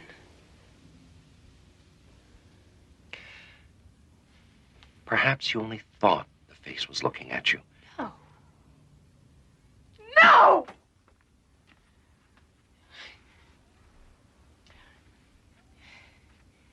You know when you're crossing the street and you make eye contact with the driver the way everybody tells you to, and even though you can't see them clearly, you can feel when you've met their eyes. You know they're looking at you. Well, this face was looking at me, just like that. And why did it suddenly disappear? You said yourself that you looked away. At that moment, your mind rearranged the dots into a different pattern, one without a face. No, there was something there, Doctor. I saw it and it saw me. It's trying to kill me. I saw a face in it. And Doctor, I swear it looked back at me. Right at me. I caught it off guard, I guess, because I got the most terrible, horrible feeling that it knew that I saw it. Then I looked away. And it was gone. Staying late? No, I was just leaving. Well, I hope you brought your coat. Looks like we're heading into the rainy season. Good night, Doctor. Good night, Becky. You said yourself that you looked away. At that moment, your mind rearranged the dots into a different pattern, one without a face. No, there was something there, Doctor. I saw it and it saw me. It's trying to kill me.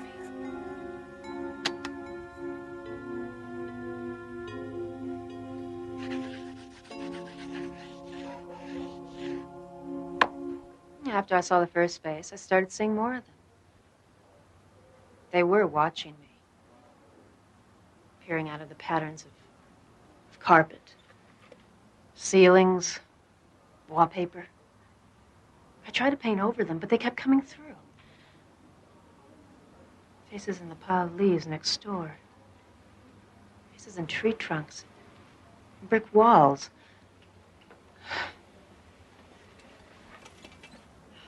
Faces in the doodles of my 7-year-old son.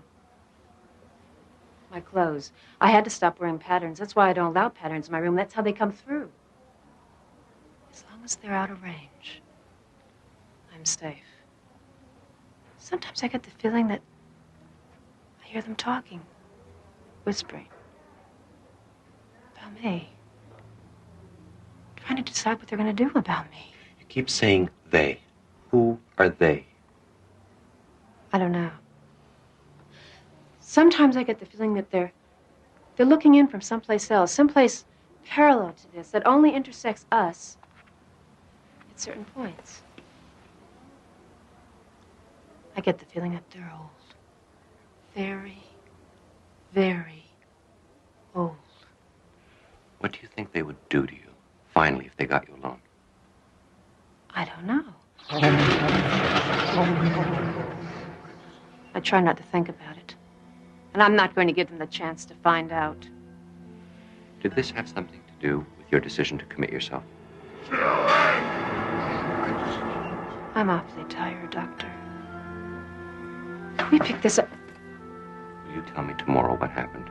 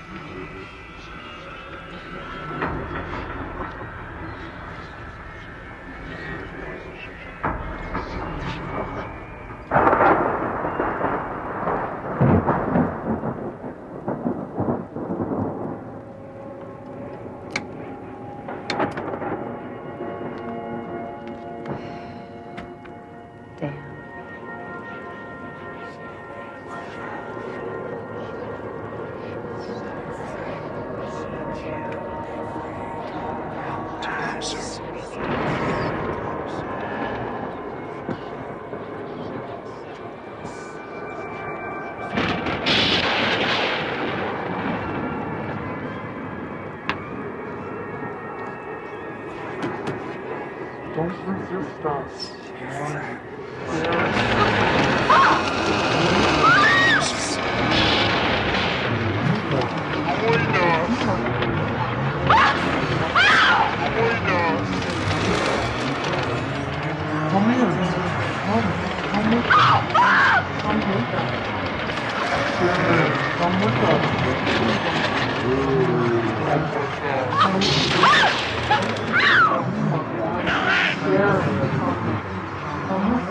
Don't resist.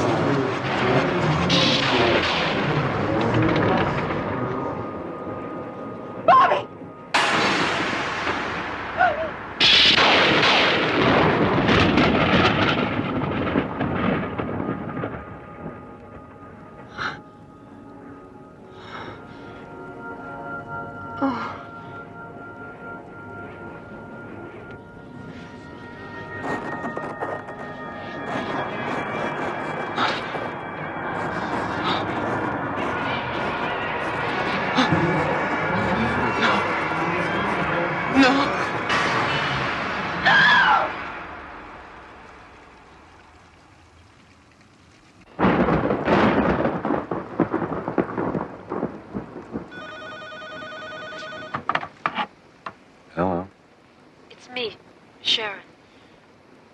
I've changed my mind. I can't live like this anymore. Someone has to know in case something happens to me. Tomorrow I'll tell you everything. Glad to hear that, Sharon. And, Doctor, I lied to you. I think I know what they are and what they're trying to do. To me. I can't trust them not to. Doctor, please. If anything happens to me, promise me you'll protect them. Jeff and my son, promise me? Well, I promise.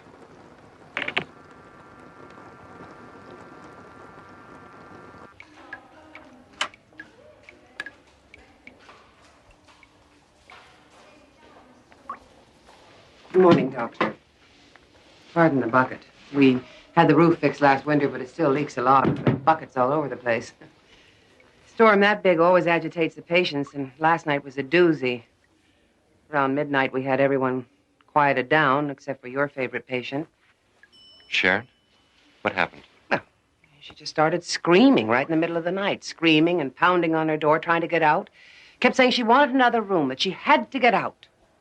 Did she say why? Well, she was hysterical. Any other night, we'd have given her another room, but you know how crowded we are. She was too disturbed to let her wander around, so we had to lock her room. I called for another nurse to help sedate her. She really fought us, too. Why didn't you call me? Well, we were going to, but she quieted down. We didn't want to disturb you.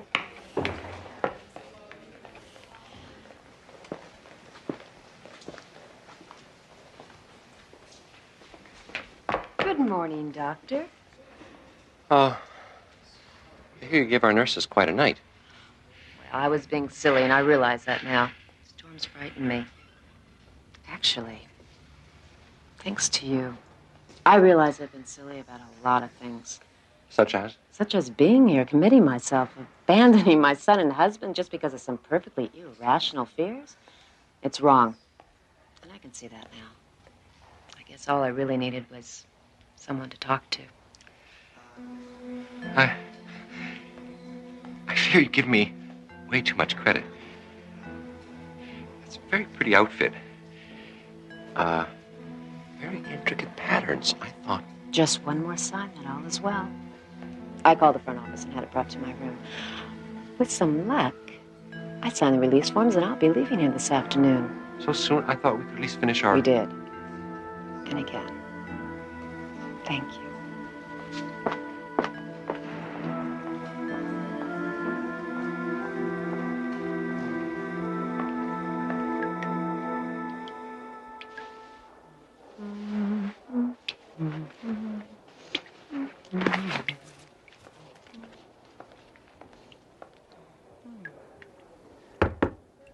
Your cab's here.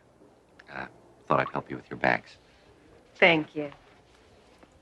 Besides, I couldn't just let you go without saying goodbye, could I? No, I suppose not. All the help is quite appreciated.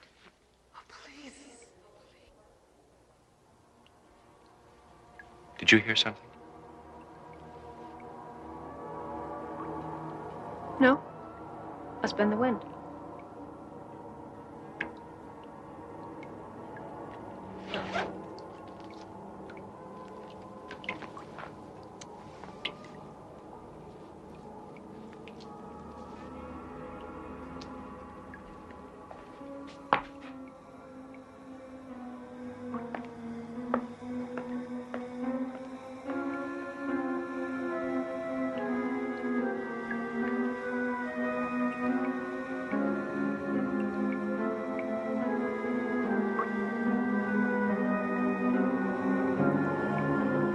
That's not me. That's what it is. That's not me. Next time you're alone, look quickly at the wallpaper and the ceiling and the cracks on the sidewalk. Look for the patterns and lines and faces on the wall. Look, if you can, for Sharon Miles, visible only out of the corner of your eye, or in the Twilight Zone.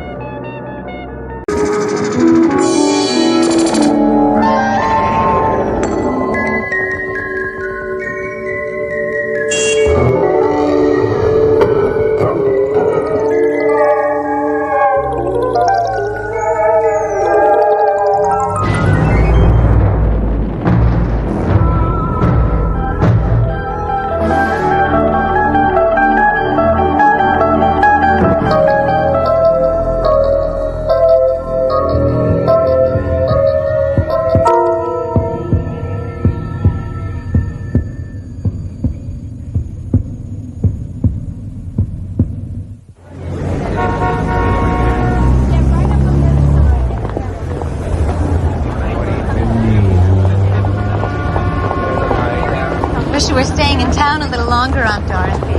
Jeffrey's dying to meet you. I'm dying for him to meet you. I wish I had the chance this visit, too. Why don't you bring him with you next time you come to Vermont? I know he'd love it. But I don't want to be a hassle. Oh, it's no hassle. When I was still teaching, I used to have my students up for the weekend all the time. I actually miss the company something. Aunt Dorothy? What? That man.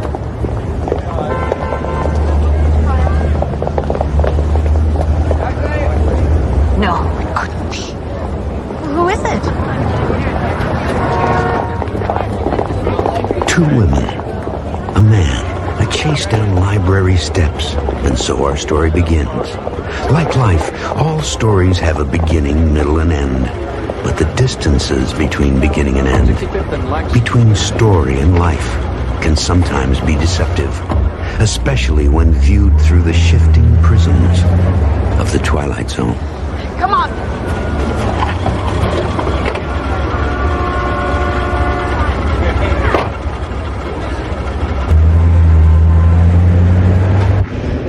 Who is that man?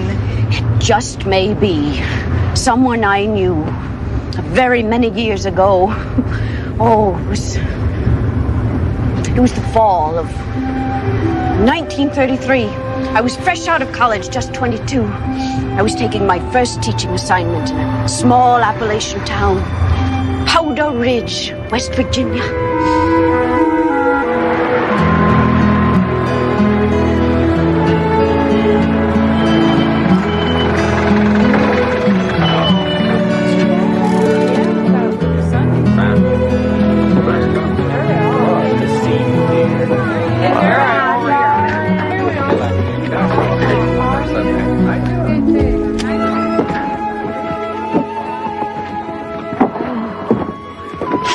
Ma'am. Oh, thank you. You should put all your shoes in the one bag. Oh, not shoes, books.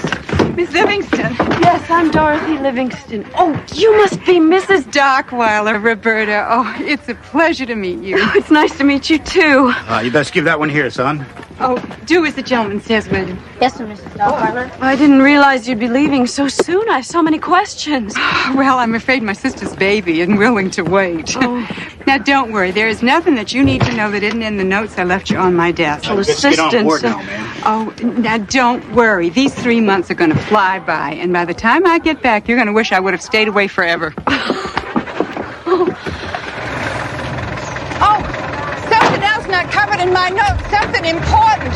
There's a boy, a primary grader. His name is Micah Frost. Now, he's going to want to be able to use the school library very often. You must never deny him access to the library.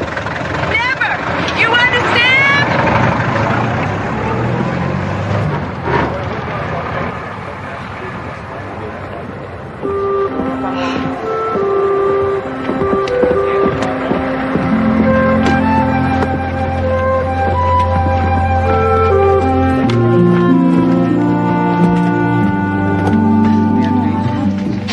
Yes, Mother, it's very clean. And the bed is firm. I checked first thing. Listen, I'm going to have to go soon. This is very expensive. I know. I'm going to miss our after-supper talks, too. I'll call you first thing next Sunday and let you know how everything went, okay? I will. I love you, too. Very much. Very much. Good night, Mom.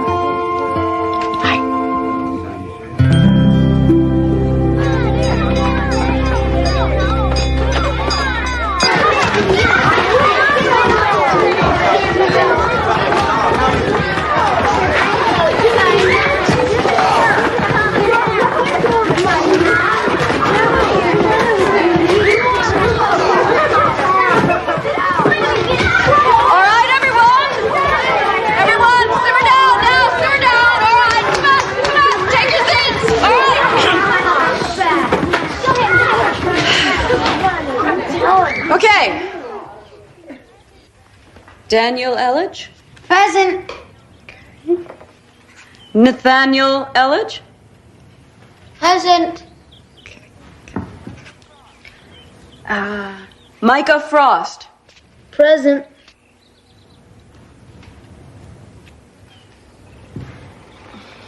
Okay. Jennifer Hayes? While the expanding colonies were growing wealthy and independent, Britain maintained that the colonies existed solely for its own profit and were to be tightly ruled by the king and parliament back in England. Up until 1763, however, control over the colonies was fairly lax. But after France was defeated in the French and Indian Wars, Britain decided to restore control and tax the colonies to help pay for the war. In addition to numerous new taxes imposed on the colonists, a standing army was to be sent to America, be quartered at colonial expense, and settlement beyond your own Appalachian Mountains was forbidden. Micah Frost. Micah Frost? Yes, ma'am. Can you tell me the natural border the British chose beyond which colonial settlement was forbidden? No, ma'am. I can't. I just mentioned it a moment ago.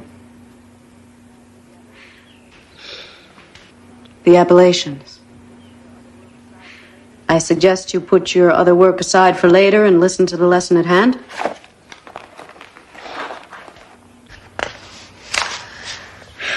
In 1765,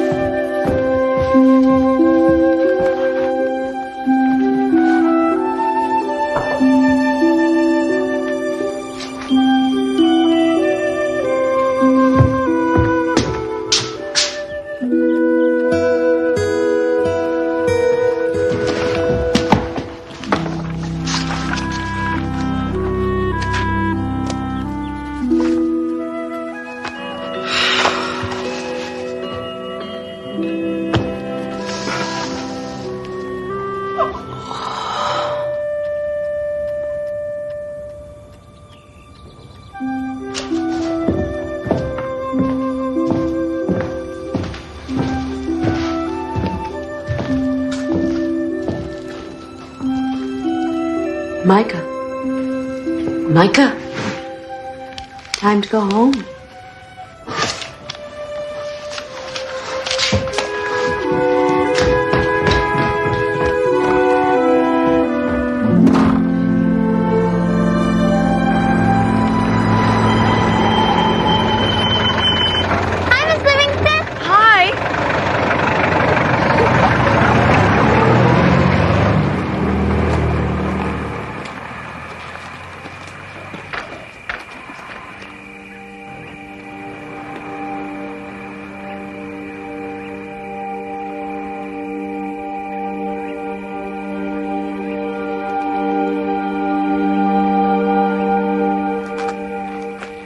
So in order to add the two fractions, we must first determine the common denominator. Who'd like to try that for us? Mossy?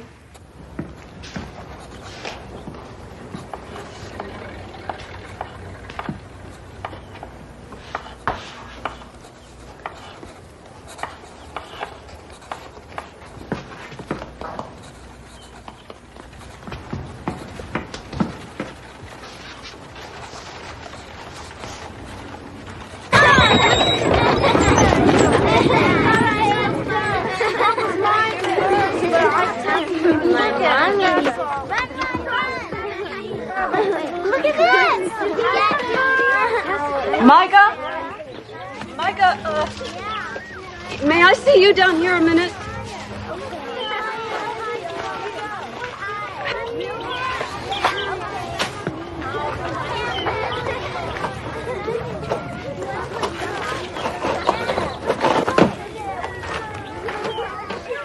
Micah, I've been going over the school records, and as far as I can tell, Mrs. Dockweiler hasn't had a conference with your parents in quite some time.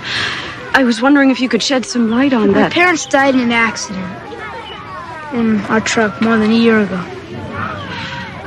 I'm sorry. Who's taking care of you? It's just me and my grandfather now. I see. Well, would you ask your grandfather if he could stop by the schoolhouse some afternoon soon? I'd like to talk to him.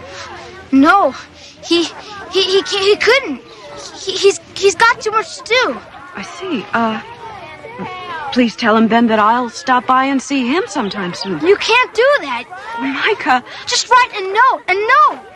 That's what Mrs. Dockweiler does. I promise he'll read it. Well, I'm afraid that won't do in this case. You can't see him. You can't.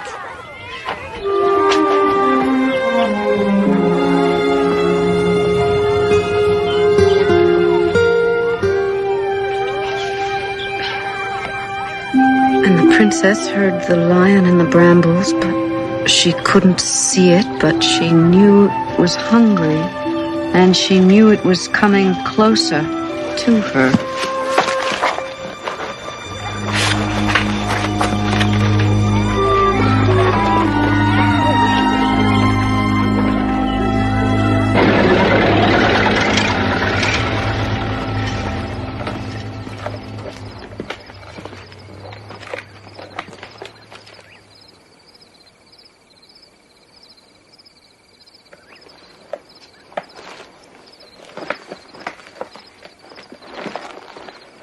And as the sun disappeared behind the mountains, the forest grew very dark. And the princess heard the lions in the brambles, but she couldn't see it. But she knew it was hungry. And she knew it was coming closer to her. Good night, Granddad.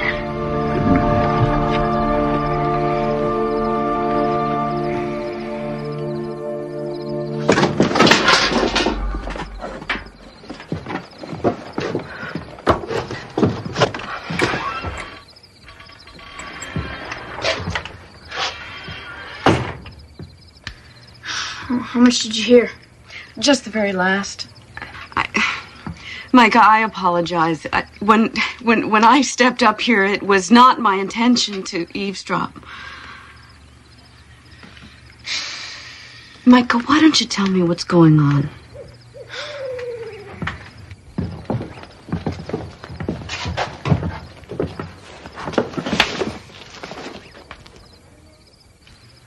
The man in there? The man I call my grandfather? Yes. Well, he's not my grandfather. He's my great-great-great-grandfather. Born in 1793. He's 141 years old. Micah, I've never heard of anyone outside of the Bible living past 110. How? I keep him alive. Like my daddy did. And my daddy's daddy. Well, and his daddy before him. I keep him alive by telling him stories. Stories? Not whole stories, but stories left in the middle. So he's got to stay alive. Gotta live till the next day to find out what happens. Micah, stories don't keep someone alive. But they do. Every night I finish a story from the night before. Then I start a new one. Always leaving off at some middle spot. Some spot where he's aching to know what's gonna happen next. I used to sit with my daddy when he told the stories. Told me to listen, too.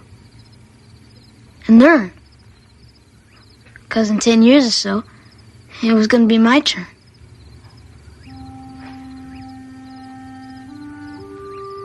Then he and Mama died out on old Simpson Bridge. Came to be up to me that very day. Have been ever since. You make up a story all by yourself every day? Got to. Micah, even if it is your stories that keep him alive, everybody has their time here on Earth. Wouldn't it be wrong to keep such an old man alive in such a way? I remember lying in bed lots of nights, hearing my mama argue about that same thing with my daddy. But my daddy always said that as long as Granddad was clear-headed and comfortable, well, it was unthinkable for us, well, his family, not to do everything we could to keep him with us.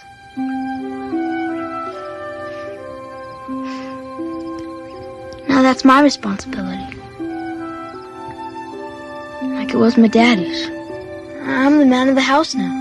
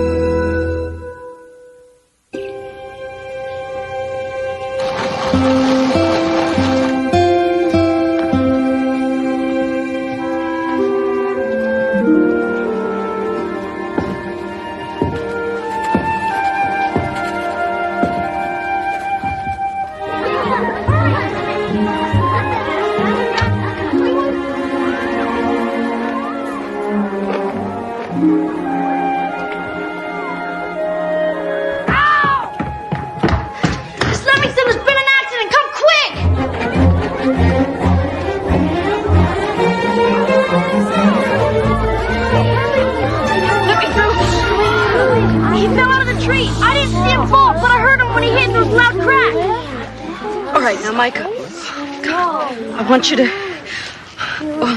want you to lay as still as you can, all right? All right? All right, just lay as still as you can and we're going to get you help right away. All right, now, Russell, I want you to run into town and get the doctor. Tell him I sent you and that it's an emergency. It's all right. You just stay quiet. Just stay quiet. Ow! Let me go! I gotta go home! It looks like a compound break. May set easy and it may not. I'm going to suggest that he stay the night with my wife and me, just so I can keep an eye on him. Will you be sure to let his folks know? Yes, of course, Doctor. Good. Miss Livingston, please! Thank you, Doctor. It's going to be all right. It's going to be all right.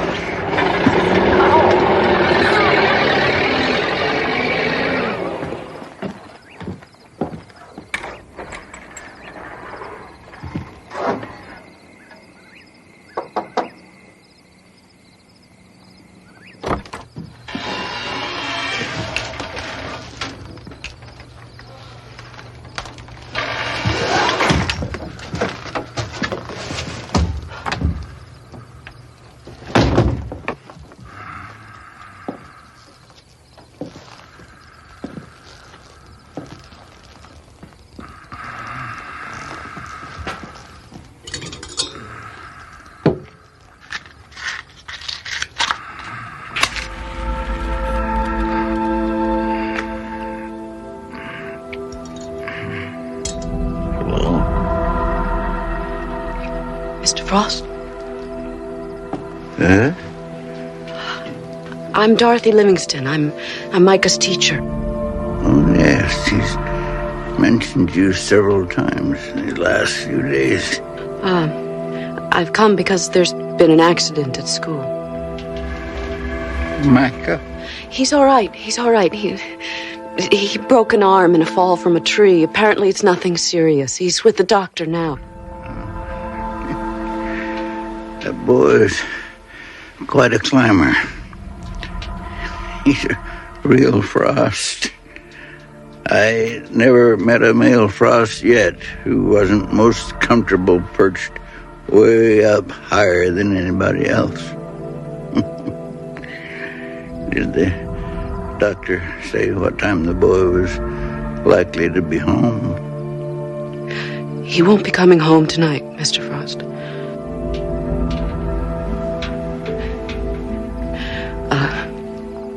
He's going to be staying with the doctor and his wife until the morning.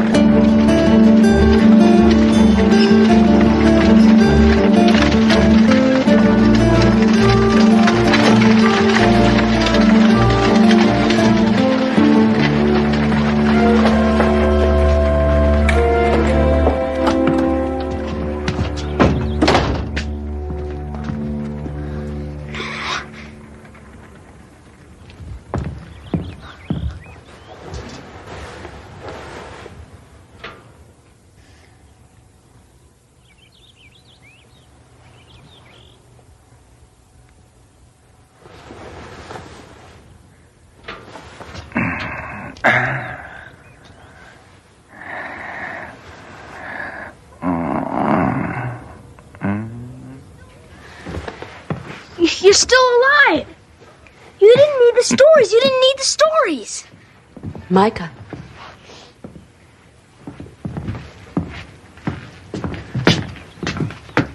You dropped this yesterday when you fell. I finished the story that you'd begun last night, and I began another one. It's all in there. But I didn't think that you believe... I'm still not convinced that it's the stories that keep your great-great-great-grandfather alive. But I thought just in case.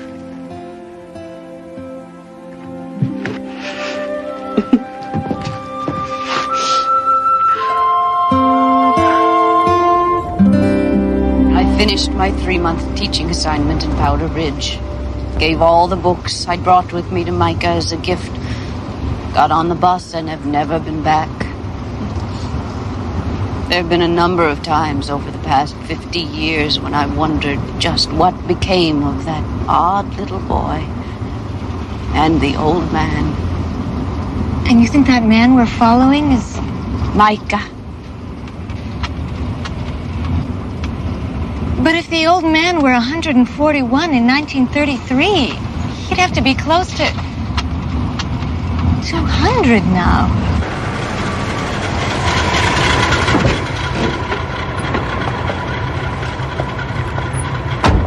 Keep it. Thanks.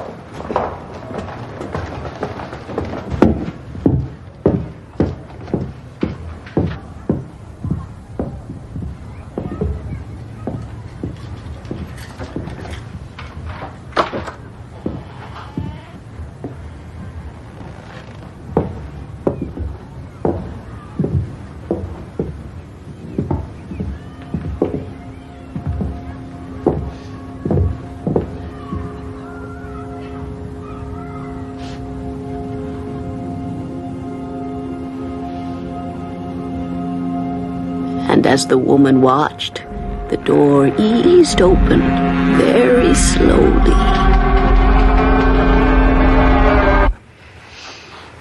Is the old man there? Is he 200 years old? I can't say, Mother. Not until tomorrow.